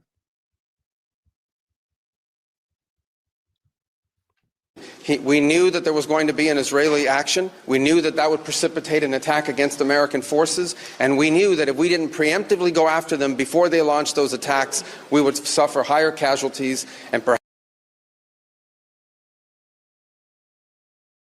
Don't forget October 7th. Don't forget all of the things that have happened over the years, all caused by these people. So they are among the most evil people ever on earth. They cut babies' heads off. They chop women in half. What they did, take a look at October 7th. To go up, which they will. They'll also come down. They'll come down very fast, and we will have gotten rid of a major cancer on the face of the earth. We will have taken out a cancer. Don't forget October 7th. Heads off. They chop women in half. What they ever on earth. They cut babies' heads off. I mean, this is a really actually important thing to think about. What do you think is going on right there? And there's only a few ways you could possibly view this. Do you think Trump is just somehow magically not aware that that story has been debunked by even Israeli media? That didn't happen. The rape, the story, the lies about the rape conversation as the woman that they used for that campaign with the blood on the back of her gray pants literally is now free, and that didn't happen. She publicly said that, or the many other examples of them lying. But that's not even this point. The point here is about the beheaded babies. Guys, that came out everywhere. The UN exposed that. Everybody. And then Biden said it. And we went, oh my God, did he just say that? Over and over. Babies on a clothesline, babies in an oven. These were lies. Proven in every possible angle of the conversation. That's not opinion. I mean, directly proven that they came out and admitted that even the guy who originally said it he said, well, it could have been emotional. Maybe I was misunderstanding. That's where that ended up. All this time later, do you think Trump doesn't know that? Or is he just choosing to lie because that's what Israel wants? I mean, Netanyahu still says that, even though we all know it's a false story. Why is he? And now, but understand, we're not talking about Hamas. We're talking about Iran, who is not Hamas. I mean, it's just insane that we're even pretending, despite the funding coming from the Israel side, if you want to make it's just embarrassing. But think about how crazy that is, that he's currently making the argument that somehow Iran was involved with something that never even happened in Gaza, and that's why this all needs to happen. Seriously, ask yourself whether this is him not aware, which is, I don't know what's more alarming, or whether he's forced to do this. All caused by these people. So listen to all that again. I mean, this is just beyond the pale, guys. Saying that everything in the world is because of Iran. It's just insane. It's going to be an Israeli preemptive. forget October 7th. Don't forget all of the things that have happened over the years, all caused by these people. So These people, Iran, or does he mean Shiites, or does he mean Iranians as people? Either way, it's a lie, guys. It's just not true. I mean, first of all, if you want to talk about any number of things, like he saw all the events, 9/11? Well, they're Sunni. That's Wahhabism. That's not Shiites, it's not Iran. And you guys tried to blame it on Iran. That, and even the New York Times had to break down why that was blatantly false, and then you moved away from it. Even after this recent point, you had some Zionists trying to make the case again, but it fell flat because it's just not true. I mean, it's just insane to me. Talk about any other event you want to discuss. In what way is Iran ever proven to be connected to any of this stuff? That's not the same as saying good guy, bad guy. It's just simply the truth. And he is either lying to you or not actually aware of that. Again, I'm not even sure what's more alarming, that he's just completely out of, like, this bumbling guy who thinks he's in charge, which means they have complete control, or somebody who's being coerced. I honestly don't know. they are among the most evil people ever on earth. They cut babies' heads off. They chop women in half. What they did, take a look at October 7th. To go up, Yeah, talking about Israel, then you'd be correct. Say, well, they'll also come down. They'll come down very fast, and we will have gotten rid of a major cancer on the face of the earth. Okay, so in case it's unclear, and this is not new, he's talking about getting rid of the Iranian government. We can pretend he doesn't just mean all of Iran, even though every single U.S. war has always been about all of the country, all the peoples, complete destruction. But, this time will be different, guys. But so what are we talking about? Removing the cancer. So what does that show you? Was this about defending U.S. interests? Was this about defending Israel? No, this is about taking it on the chin to stop the bad guy. Doesn't that sound awfully familiar to what the Democrats told us about Ukraine? It's funny how nothing new under the sun. But see, I'm sure people who don't want to see it will stomp their feet and plug their ears and ignore it. And it's different this time, Ryan. You understand. It's not, though. We will have taken out a cancer. Don't forget October 7th. We were already in November when we sat with the Prime Minister in a very small forum. This is March 5th, 2026. Now, this is, again, we reported this already, but I'm actually glad that he put this together. This is the actual clip of him saying this, where he told you, we planned this a week before, meaning that while they were pretending to be in negotiations, they had planned this. And of course, if you really understand it, I don't honestly think they were ever truly engaged with negotiations. I think it was like with Gaza, and it was always about setting them up for the best outcome, which, as businessman Trump, devoid of emotion, it seems, or human nature, ultimately is always in that position. Bomb Soleimani, whatever gives us the win. That's where they are. It's who they are.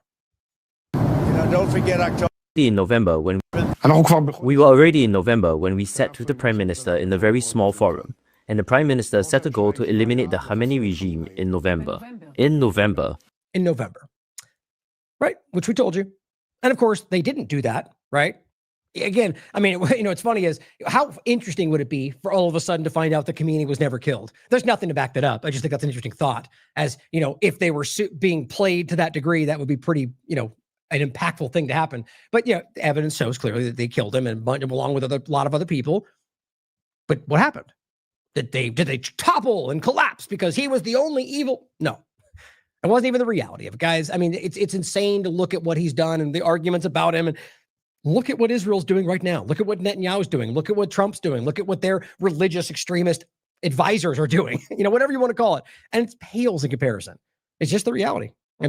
We should not be afraid to be real about this anymore, about the U.S. and Israel funding Al-Qaeda and ISIS, and how it's always been the reality. How I just played the clip of somebody, an intellectual, discussing that, or I forget his name off the top of my head. It was for the Nation interview. The point is, it's not because he says it is true, but it's just a casual recitation of what we already know is the reality. We can prove these things.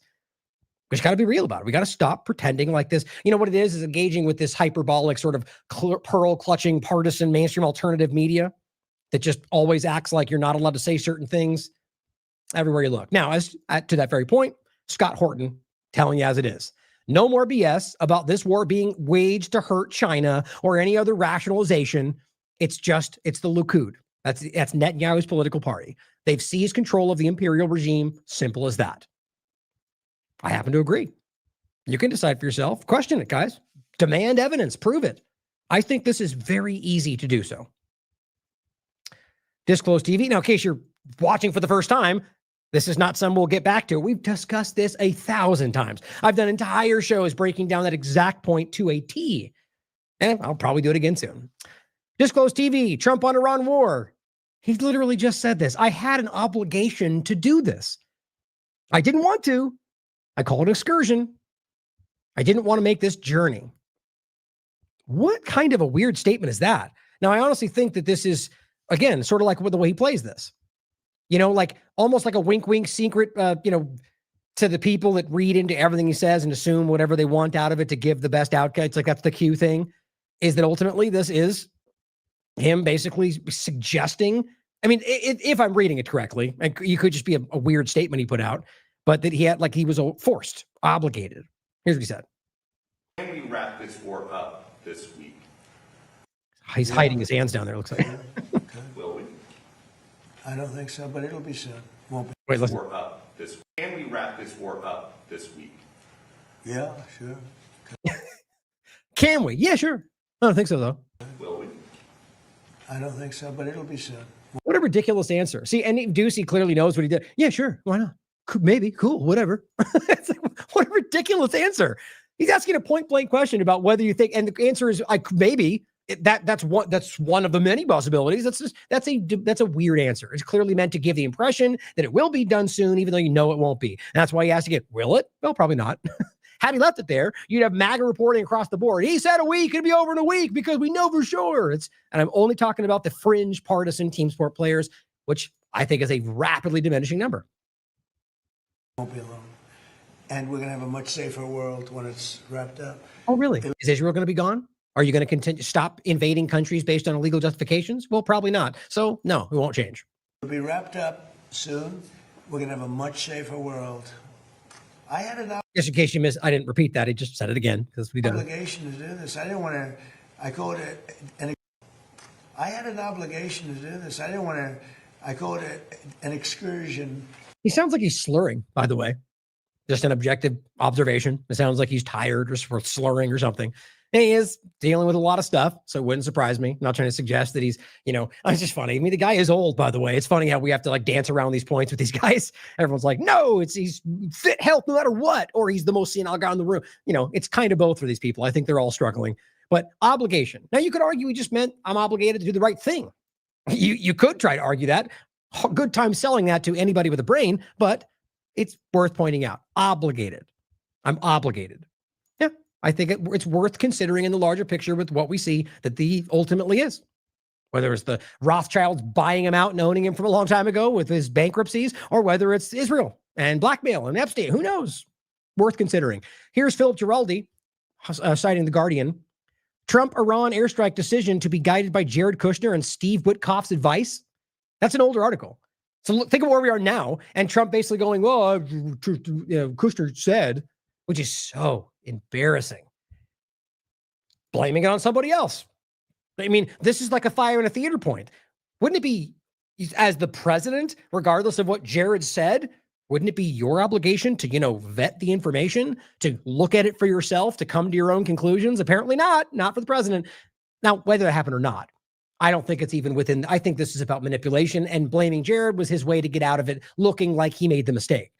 Again, my real opinion is that he's not even I think Israel is calling the shots in a real sense. I've been saying this for a long time. And that doesn't have to mean some kind of secret, this is on the surface. You could even just literally make it about lobbying if you wanted to, but I think it's much more nefarious than that.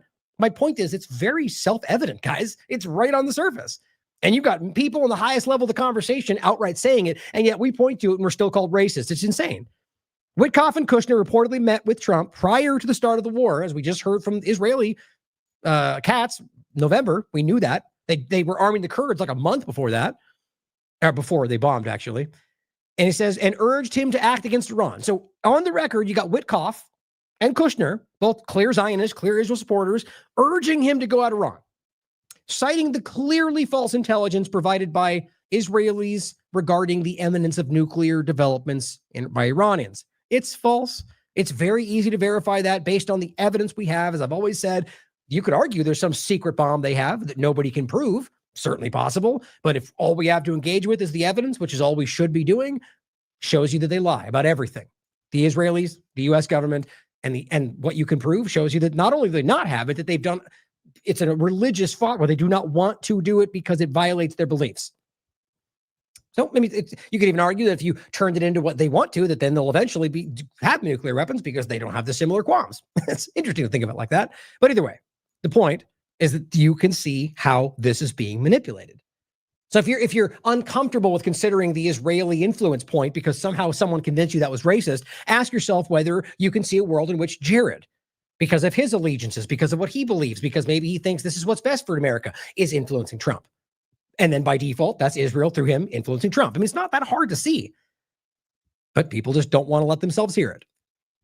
Now, here's Trump in 2008 telling you that Bush should be impeached. Why? Because they brought you to war with a bunch of lies. Yeah, I agree, Trump. It's good logic. Maybe we should apply it today. Nancy Pelosi, the speaker. Well, you know, when she first got in and was named speaker, I met her, and I'm very impressed by her. I think she's a very impressive person. I like her a lot. Whoa. But I was... Was that? Huh? Just funny to me. You know, these people don't believe in anything. They just say whatever they say. It's just so funny to me, just in case you missed it. Pelosi's she's very talented. She's very intelligent. It's just so funny to me. Not what he's saying now. And of course, I mean, she's much older, but same politics, guys. Same Paul. So what do you believe? Do you think his entire worldview change? They sell you what they need to, so you believe them. Speaker. Well, you know, when she first got in and was named speaker, I met her, and I'm very impressed by her. I think she's a very impressive person. I like her a lot. I was surprised that she didn't do more in terms of Bush and going after Bush. It was it just seemed like she was going to really look to impeach Bush and get him out of office, which personally I think would have been a wonderful thing. Impeaching him? Absolutely, for the war. For the war. Because of the conduct of the Well, he war. lied. He got us into the war with lies. And, I mean, look at the trouble Bill Clinton got into with something that was totally unimportant. And they tried to impeach him, which was nonsense. And yet Bush got us into this horrible war with lies. That's funny. Someone in the chat saying that's not real. These days, who knows? It could be, who knows? The amount of possibility of deep fakes and AI. Let me follow up with that, Wild Rose. Let me know if you're talking about this clip. Just for the record, by the way, if that is the case, he has said this exact sentiment more than once. He's made it very clear in the past that ultimately, you know, the Iraq war, we were lied to. He in his run up to his first administration, he was saying that across every debate, right? But anyway, just want to point it out since someone in the chat made that argument. By lying, by saying they had weapons of mass destruction, by saying all sorts of things that turned out not to be true. So the point is that is the case. They did lie about all of it. And Trump has called that out many times. So what's the difference right now? You could argue he's not lying about these things, but guess what? That's already been shown to be the case about numerous examples of all of this. But to me, that's not even the point. It's not about whether they lied. It's about the legalities of the war. And so what the point he's arguing is they lied about the threat to initiate the war. How is that not exactly what's happening right now? It's identical to the situation, which is why that is being played. Because there's no consistency of logic. There's no principles. We called it out then because that's what I think people wanted to hear, because he wanted to frame himself in a certain position, or maybe that's what he actually thinks. But today, doesn't matter, because what Israel wants, Israel gets.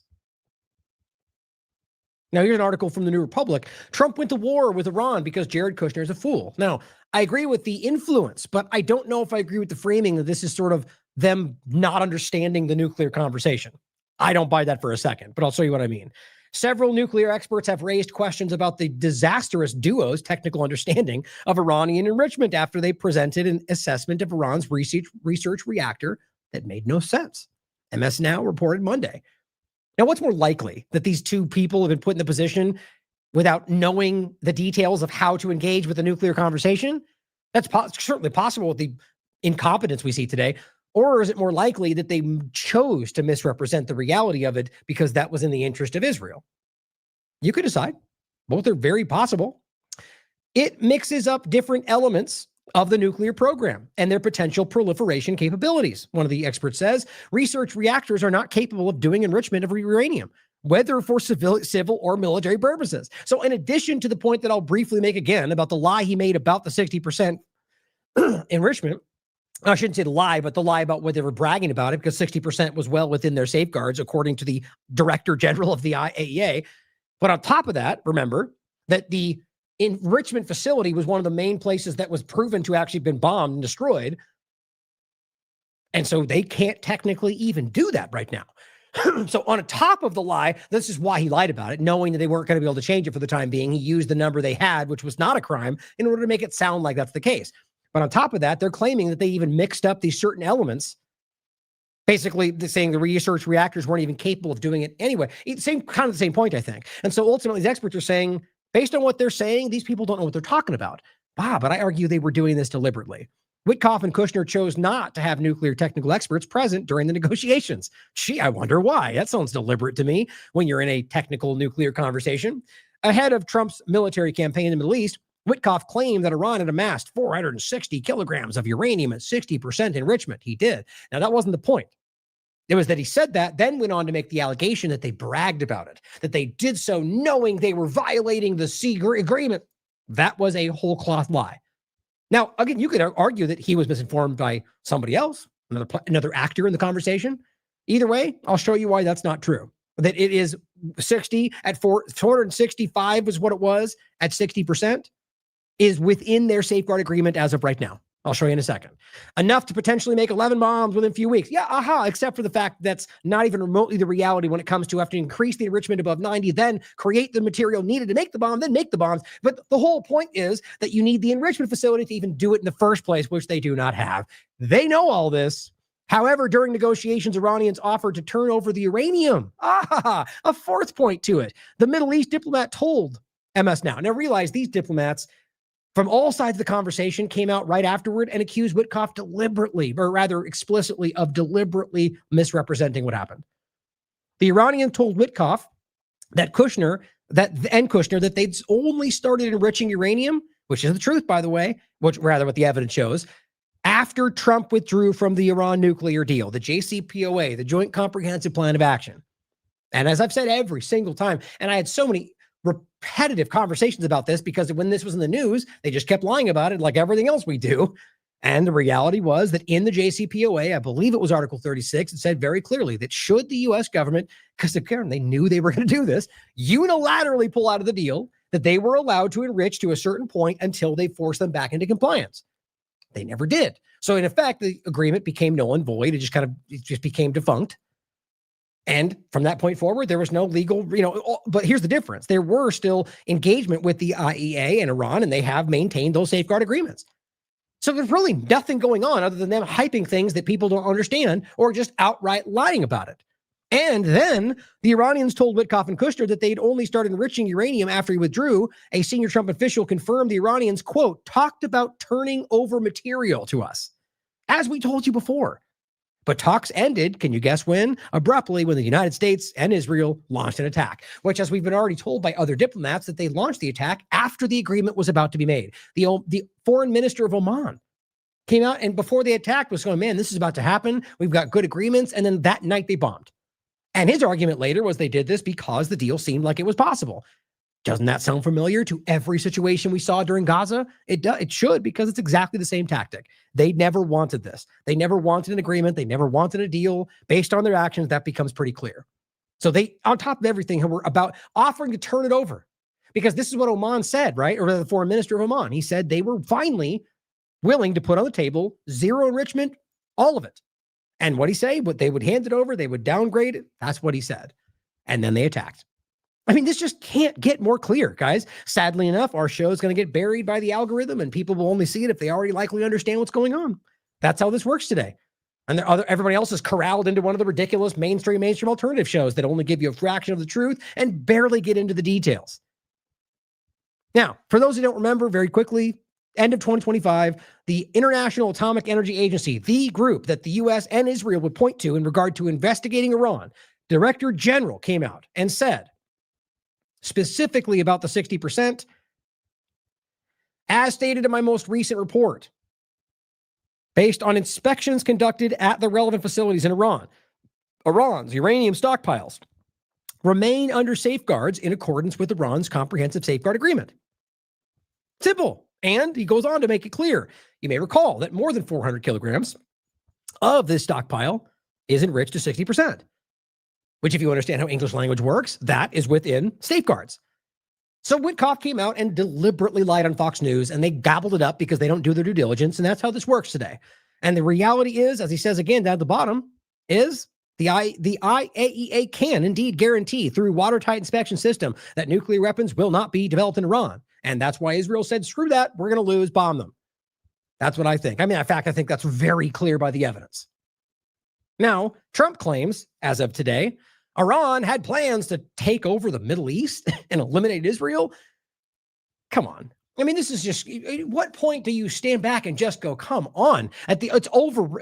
The history, as even Tucker told you, when's the last Shiite terrorist attack? That didn't never happen in this country.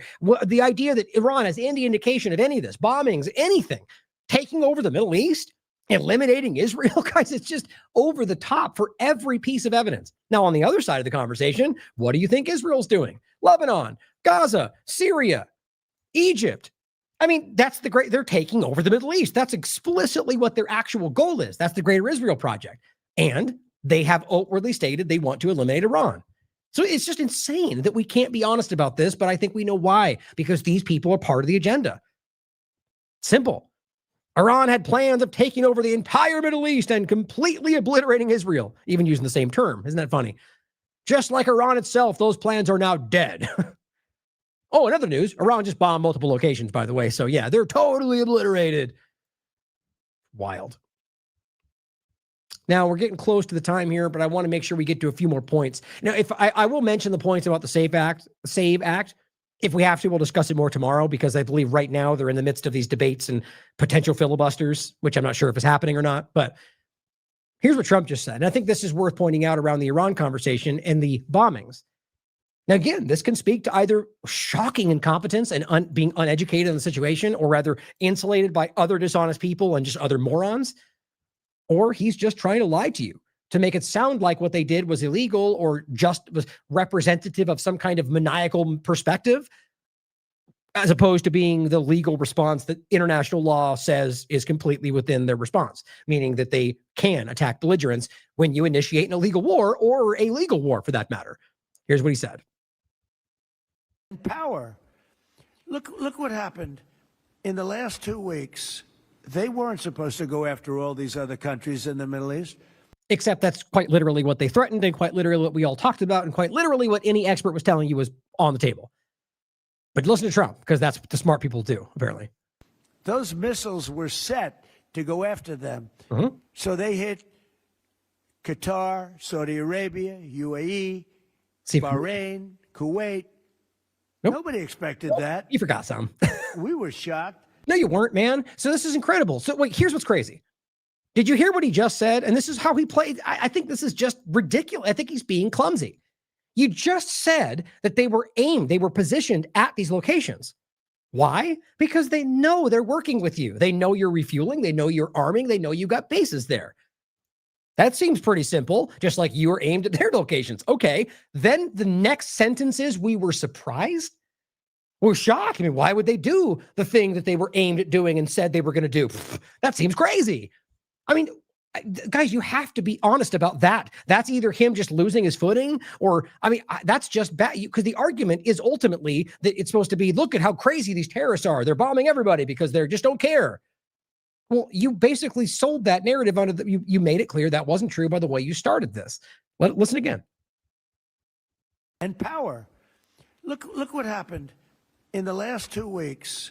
They weren't supposed to go after all these other countries in the Middle East. They weren't supposed to, like it's some kind of kindergarten classroom.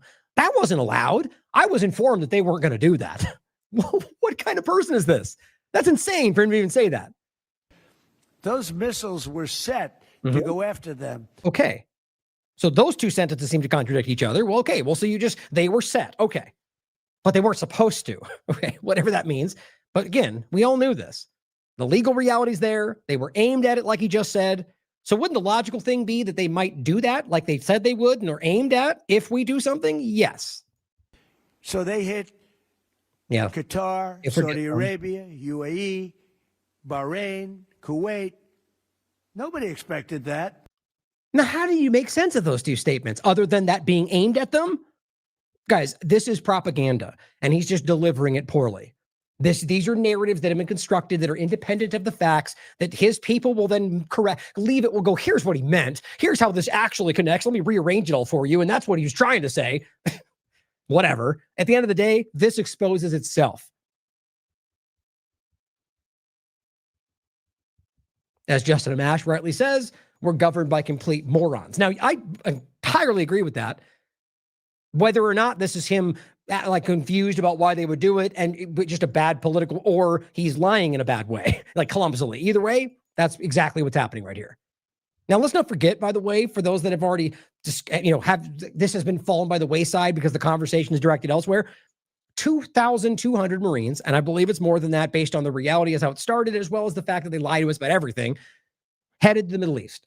We have reports from Preisner about people being deployed weeks ago, boots on the ground. We have, this is by every definition of the term boots on the ground, since this is now in the theater of war that they're deploying them to. If the argument was just not in Iran, well, it's just a different, the idea is this is war, right? They tried to, it's not a war. Yeah, it's obvious a war because they called it a war. It is a war by every definition. Won't be boots on the ground, limited strikes. No, they continue to bomb, and Israel's planning for weeks out, months out. So, okay, now we're going to deploy to the ground. It's just this embarrassing mission creep that's not even a mission creep because it happens like 30 seconds after they sell you the lie. But guys, I said this in the beginning. There were people on the ground regardless, intelligence and otherwise. I think that's always the case, my opinion. But on top of that, they armed and gave resources to the protesters, if you want to call them that. I don't mean the real protesters. I mean the people that they put in there. That was admitted by Mossad, admitted by Pompeo, admitted by I think even Trump said something like that. Then you have the example of the Kurds, which we now know they've been doing for months. And the reality being they've been longer years in regard to Kurds in general. And it came out that they had planned that. So that's an invasion, guys. That is using an insurgency group to manipulate the country and destabilize them and try to overthrow the government. That's war. That's insurgency. That's invasion. Everything he said wasn't going to happen. And now deploying Marines to the ground. And as main account said, which I actually just caught me off. I laughed like crazy when I saw this, only because it's just kind of a funny overlap in framing. But I agree with the kind of the point. And what I think he means, or at least what I mean when I say MAGA in this sense, are the people out there who are pretending to care about this. I see most conservatives out there calling this out, in my opinion, like honest ones. But he says, Hegseth, no boots on the ground. MAGA, America first. Hegseth, 2,500 Marines to the Middle East. And then he goes, and here's MAGA.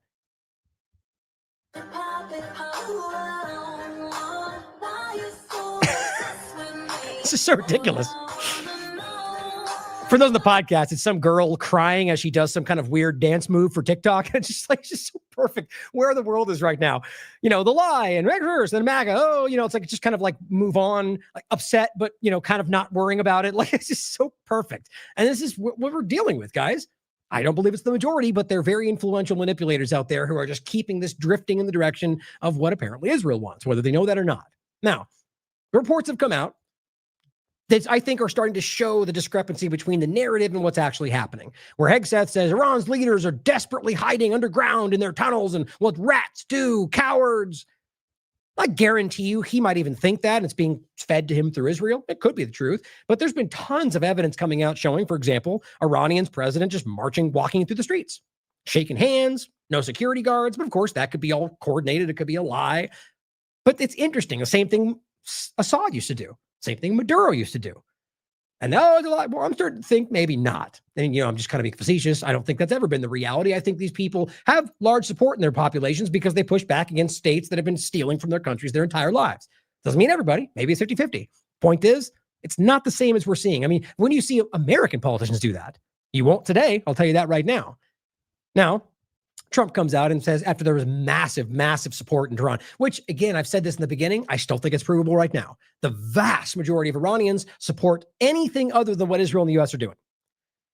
He said Trump claims a crowd in Iran praising the new Ayatollah and protesting his war is totally AI generated, but New York Times debunked it apparently, saying it's a true image. I don't care what the New York Times has to say. Frankly, I think you can prove it for yourself. But they lie, guys. That's what they do. This is what they do. Here, on top of that, you have this example. Oh, hold on. I lose that. Here we go. Ken Silva points out, well, you've seen this. Tucker Carlson, back in 2024, this is somebody criticizing him, says he claimed that the assassination attempts from Iran, they claim on Trump, which has never really been fleshed out, was Mossad, essentially. And he made fun of him saying, there's no evidence to back it up. Well, maybe there wasn't. I disagree. I think there's plenty of evidence. But the New York Times, on top of that, has corroborated Tucker's reporting that the Iranian assassination conspiracy theories originated from Israel. Now, that still doesn't mean it's not the reality. But you have to consider, with a government that lies about everything it's ever done, that ultimately they're making this up to coerce Trump into a certain position to go after Iran, right? Or maybe they work together to do it. But then here's the article. You read it. Hegseth's claim about killing a would-be assassin creates a mystery. Very kind way of saying there's nothing to back it up and it looks like they're lying. Israel's intelligence gathered the original information that Iran was plotting to kill Mr. Trump and passed it to the United States. Come on, guys. Leading you by the nose if you can't see how often they do this. And on top of that, how about even the recent examples, which I'll probably go into more tomorrow, the rising anti-Muslim sentiment, or at least they're trying to make it look like that. I don't believe most of this country is following, but you get these extreme or crazy people on this platform, like a Loomer, who are driving this. And my point is that you got these, there are 5 different Islamic terror attacks over the last couple of weeks. What are you talking about? Like the idea that somebody carries out a violent attack and therefore because they're Muslim, therefore that's a terror, that's insane. And on top of the fact that they keep doing this with anybody they claim or ignoring it, this left, right media, they both do the same thing. The guy in Texas, it certainly could be some kind of an attack based on some ideology. But why does that make it terrorism? In every possible definition of the term, that's not even close to what terrorism means. The idea is that it could be that, right? It could be the guy's crazy. It could be that he's angry with the store owner. It could be that it looks like one of them was the case, that Israel and the U.S. murdered his family in Lebanon, and he's upset about that. Doesn't make it justified, but in his mind it does. But sure, let's make that all Islamic terrorism. Or just blowback, or people who are crazy. But see, this is what they do. And Israel stokes those flames and pays their ridiculous people. It's the same cycle. Caitlin Johnstone, highlighting this person, says, for 47 years, Iran has paid for almost every terrorist attack. Didn't you just hear Trump lie about that? That's where they just parrot what they're told. Every terrorist attack in the region for 47 years, he says. They have been at war for 47 years. And she rightly goes, this talking point is so funny because I've never once heard anyone say America's been at war for 47 years with Iran until this war just started. It's just a line Trumpers started mindlessly bleeding a few days ago. I think I would have heard about a decades-long war before March 2026. So I appreciate her work, regardless of whether you agree with everything she says. It's a perfect framing because it's dumb. It's illogical. Now, it's funny. If you want to read through the back and forth, it's funny. He goes, you're utterly clueless on the topic of the evil Iranian regime. And she says, show me a tweet dating your before this. He basically goes, you're crazy and you don't know what you're talking about. I just responded going, well, then show it. Follow up, show the tweet that you claim is there. It's not. It's just funny to me. Now, Afshin Rafsani, Going Underground, has a good breakdown of what I get. There's a lot. You could always go a step further back, but arguably what really started this post-Operation Ajax invasion control and how and the response. Now, history you aren't taught, he says. Now, we've covered this tons, both written articles, shows we've covered on this.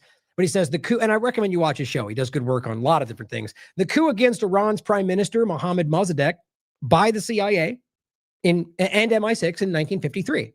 Now, as I've said many times over the years, and this is what he, in some ways, goes on to break down, he was very pro whatever you want to call democracy, right? Like I said, he famous pictures of him next to the Liberty Bell. He traveled because he cared about this. He outwardly claimed that he cared about these kind of societies. Now, that's not what the U.S. and Israel want. Like I played that clip for you. They want people they can manipulate and coerce using bribes, sexual blackmail. Look around. Look who they're working with right now. So the point is that this person was amenable, but not rather open, but not willing to completely, as the evidence I think shows, completely hand over control. So he was removed. Operation Ajax, and they put the Shah in place, who, if you want to look into any of the evidence, you can even ask Rock and they'll tell you exactly this. It was a despotic regime for the vast majority of people outside of the inner circle of the oligarchs from the US, Israel, and Iran. That's the Shah group. Most Iranians were starving. Most people were suffering. And there was human rights abuses, restrictions. It's like El Salvador, where they go freedom and everything's great, and they're restricting human rights and they're putting people in prison without charge. That's the reality. Funny how the U.S. freedom government is working with all those kind of people. Saudi Arabia is our best ally. Israel's our chief ally.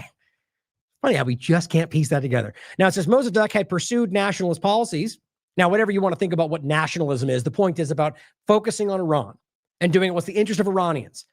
Funny how that's something that they're now fighting to put in place a globalist dictator Shah. But anti-globalism. It's just funny how counterintuitive all these partisans are right now. Mossadegh had pursued nationalist policies and was widely popular, having nationalized Iran's oil to stop British exploitation of Iran's natural resources. Winston Churchill considered Iranian oil to be Britain's. Funny how that works.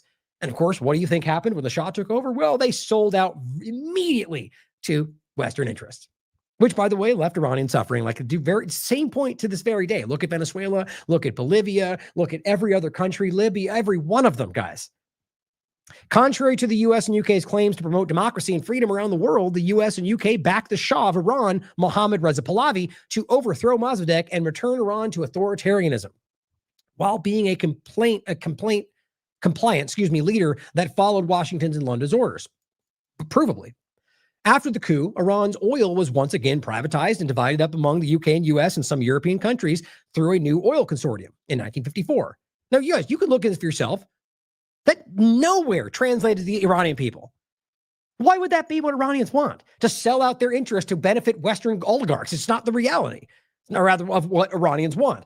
40% of the shares went to the British oil company BP. 5 American oil companies had significant stakes in the consortium. The dictatorship of Pahlavi, enforced by the ruthless Savak, which you should look into, we briefly touched on recently, just horrifying stuff. This is what they support. For Western oil companies to steal Iran's oil, triggered such anger from Iranian population, the very population they claim want this again, that it led to the revolution in 1979, which gave birth to the Islamic Republic of Iran, which arguably would not even be here today had they let Mossadegh continue in the direction he was going in. Which again, that's that clip. They don't want them to be democratic and self-reliant because that would then create military power that they might have to face someday. It really is horrible. The roots of the war on Iran today are the MI6 and CIA's attack on Iranian democracy in 1953. But the U.S. and Israel claim to be perpetuating. That's weird.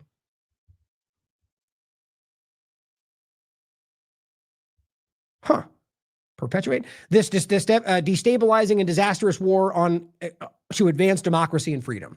That's what they claim anyway. History shows they are lying. Oh, it's perpetrating. I'm an idiot. I got perpetuating in my mind, and for some reason couldn't get it out. Funny how the mind works. Perpetrating. So, doing this to them, clearly. That's what happens when you read for 4 hours straight. It's just the destabilizing and disastrous war. It's very important to understand the history and why you need to understand what they're doing. It's not new.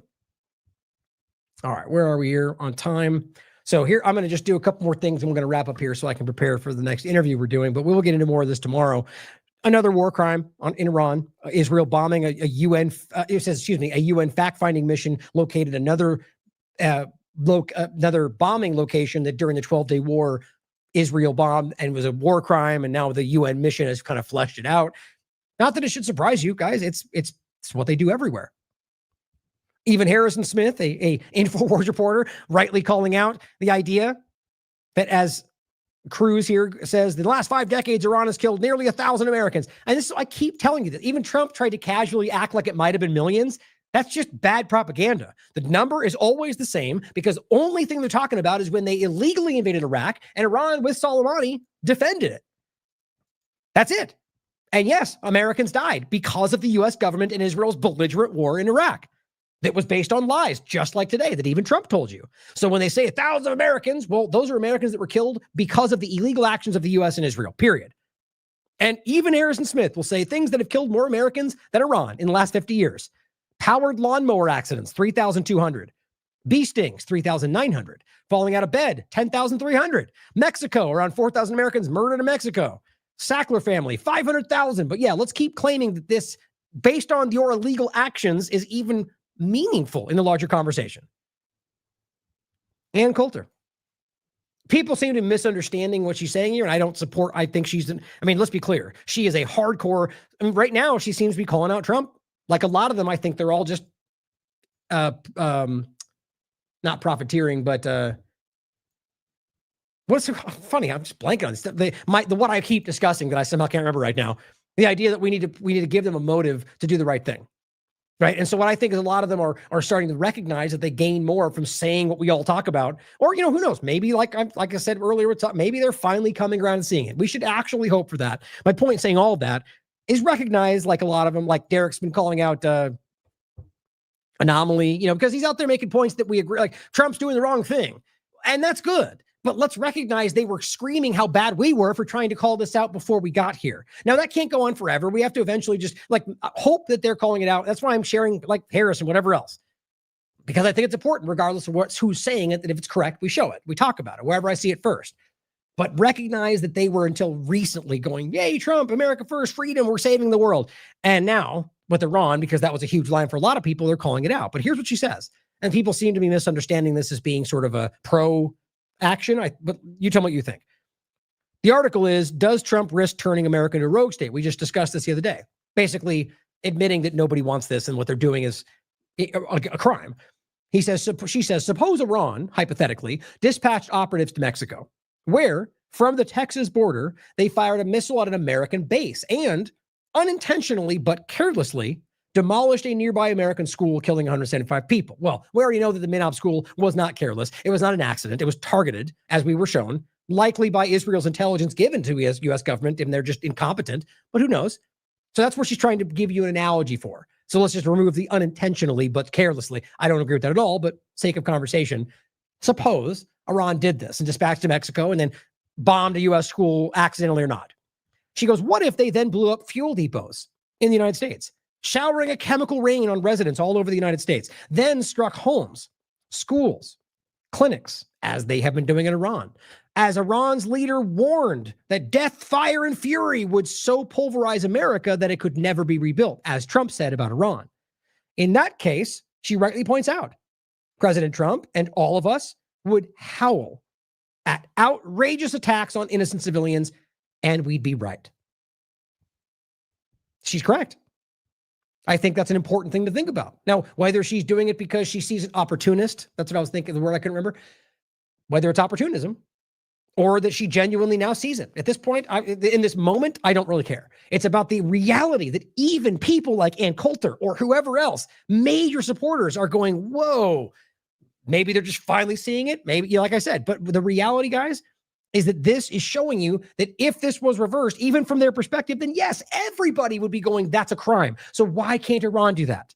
Right? Why can't Iran and their government and their people stand up and go, look at what you just did. You just murdered 175 children. Israel's bombing relentlessly civilian locations. And they lie about it. Now you have to either recognize that means Donald Trump has no control over the situation or he's a part of it. I'm sure there's a middle ground in there, but at this point, those are the most, that's what it behooves us to recognize where that falls. Because if it's somewhere in the middle, those things still both apply in my mind. So this is important for the false flag point. And then with the time, I think I'm going to play a clip from Whitney and then talk about the SAVE Act to finish. But this is just another statement. And I brought this up myself, just as a possibility. But the Iran foreign minister, the Americans have built a drone similar to the Shahed, drone called the Lucas, which is completely identical, and through it, targets in Arab countries are attacked. It is possible that Israel is behind the attacks on civilian targets in Arab countries to damage these countries' relations with Iran. I've argued a possible point. So far, we have not targeted any civilian or residential areas in the regions. Now, that could be a lie. In fact, you can, let's just say first, it was an accident and they bombed a building and they didn't mean to. Well, that would be an easy way to lie your way out of it, which I would expect all of them to do. Now, let's say they chose to bomb them, maybe because they knew U.S. or Israeli personnel were there, yet they bombed it knowing civilians were there. That would be an easy way to avoid accountability for killing those civilians, because in no world is that a legal target, no matter what Israel says. Then you could consider that maybe they just did it because they're bombing civilians and don't care. So either way you look at it, I can see a world which they would lie about this to avoid that accountability. But the evidence is what matters. There's no track record. The history does not show you that. Israel is caught doing this in other fields of war, in Gaza, in Syria. This is what they do. And so consider that this is, because I don't see an interest. Why Iran would do this, I don't see the benefit to them. Doesn't mean it wouldn't happen. But who benefits is always the most important question. Follow the money, who benefits? Now here, it's about considering whether or not this is going to get worse with these attacks and why they keep hinting at the drone worry. Just consider that as we go forward and be skeptical. Now, what we're going to get into in the next show, just recognize that Lebanon is spinning. It's insane what they're doing. They're pushing people out of the south, telling them they have to evacuate, which is not their legal right to do. And just because they want to claim that somehow is like the humane thing to do, well, this is an illegal war. They have no legal right to be engaging, let alone bombing. But look how great they are by telling them to move and then bombing them anyway, bombing them where they go. It's disgusting the way they frame it as somehow humanitarian while they know they're cheering on the death of these people. And on top of that, they're continuing to tell you that they're never going to stop doing this. Oh, it's also important to recognize it's the largest Christian country in the Middle East. Don't you think that Christians and America first, Christ is king? Don't you think that should matter to those people? Some of them it does. Even Sky News is now calling it out. They've killed people in Lebanon. That's Sky News for crying out loud. Israel says Lebanese displaced won't return until its own citizens are safe. Imagine if this is like Mexico going, we're taking Texas and we're not going to let you have it back until we feel we're okay with the situation. What do you think Trump would do? Let alone whether he would be okay with that. It's also just simply illegal. But Israel doesn't have to care about international law like they've told you their entire lives. Israel is not bound by international law.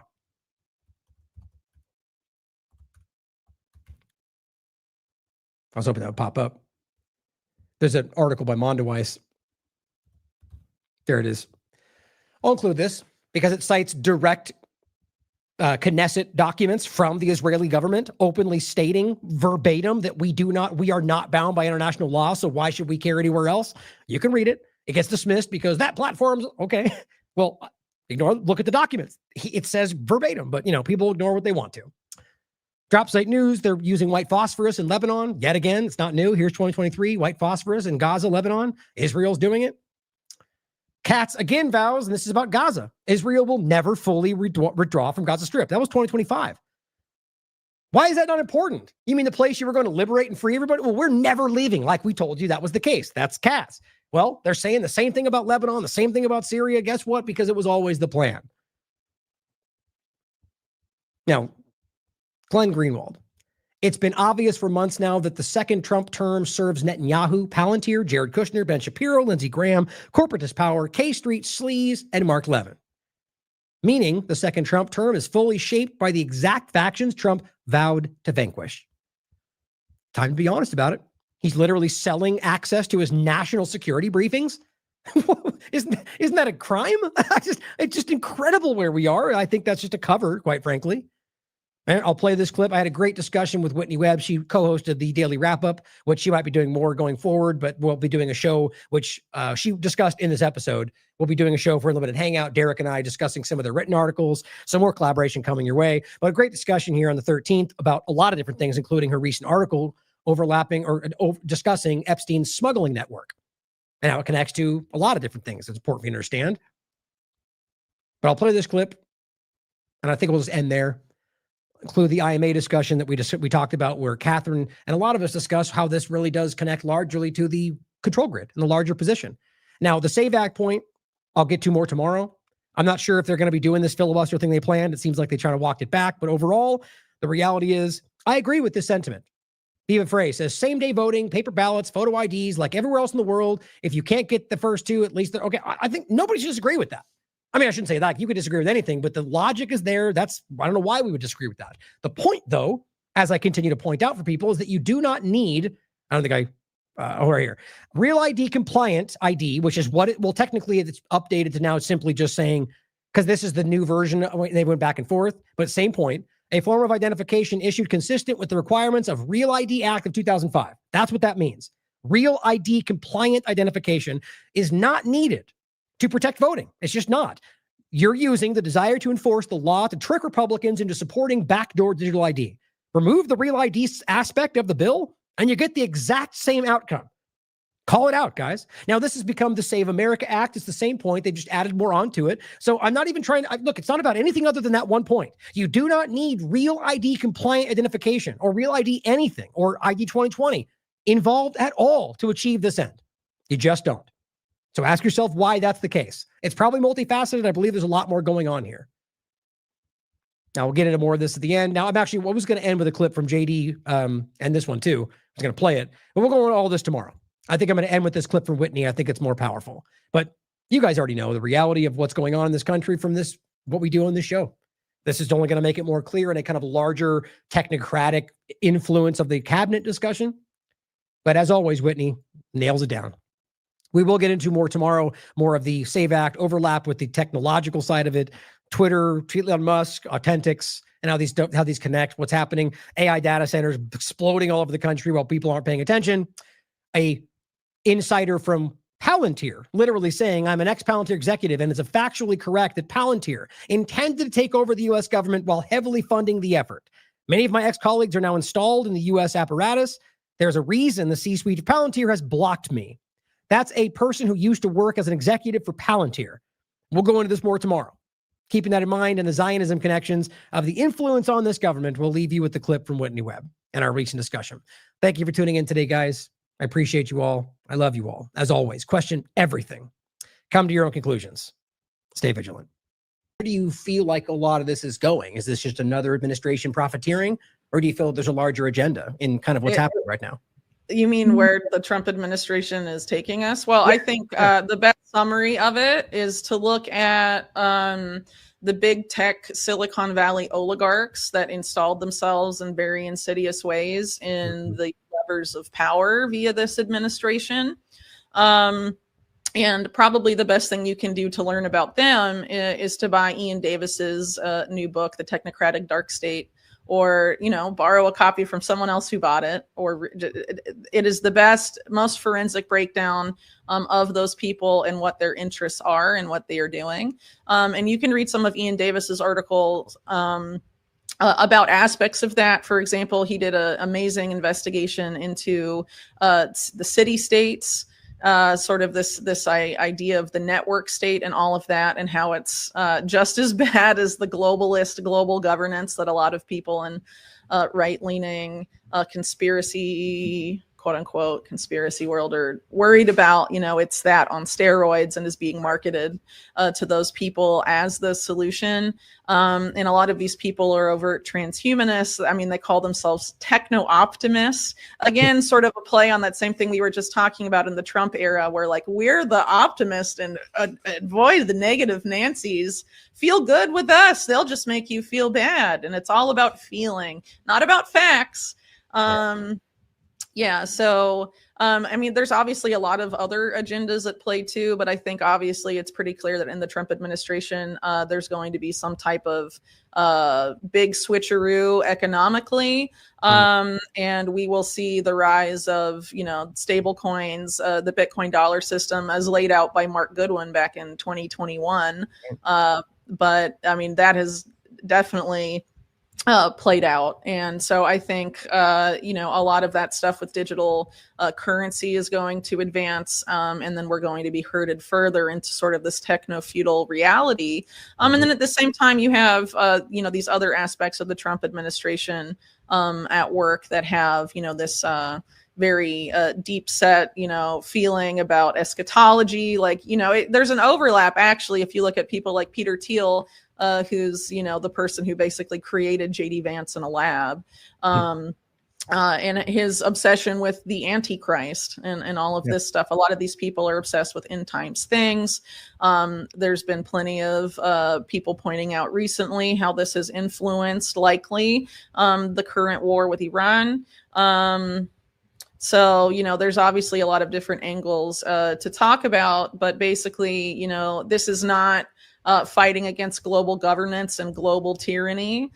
This is going to be a furtherance of the same thing that every administration, whether Democratic or Republican, has advanced since 9/11, and obviously before that too. But they sped it up.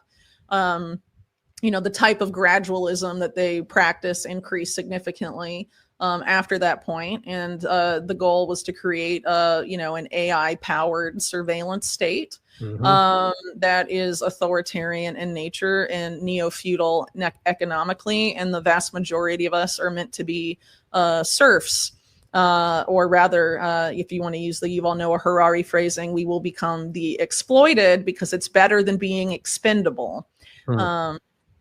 So, you know, Trump works for bankers. Big surprise. They all work for bankers. And these banker, you know, cronies, what they do is they steal your money and they use your tax dollars to build your prison. So, I mean, I don't really anticipate seeing anything beyond that at this point. And so people that have been going back looking either at my work on Epstein or work on other stuff and being like, wow, she was so early. Like, okay, if you thought, if I have this track record now of like working for 10 years and I've been early on multiple big stories, maybe you should look at what I'm talking about now. And like, not just me, obviously, but what a lot of people are talking about now, that we're right on a lot of those things too.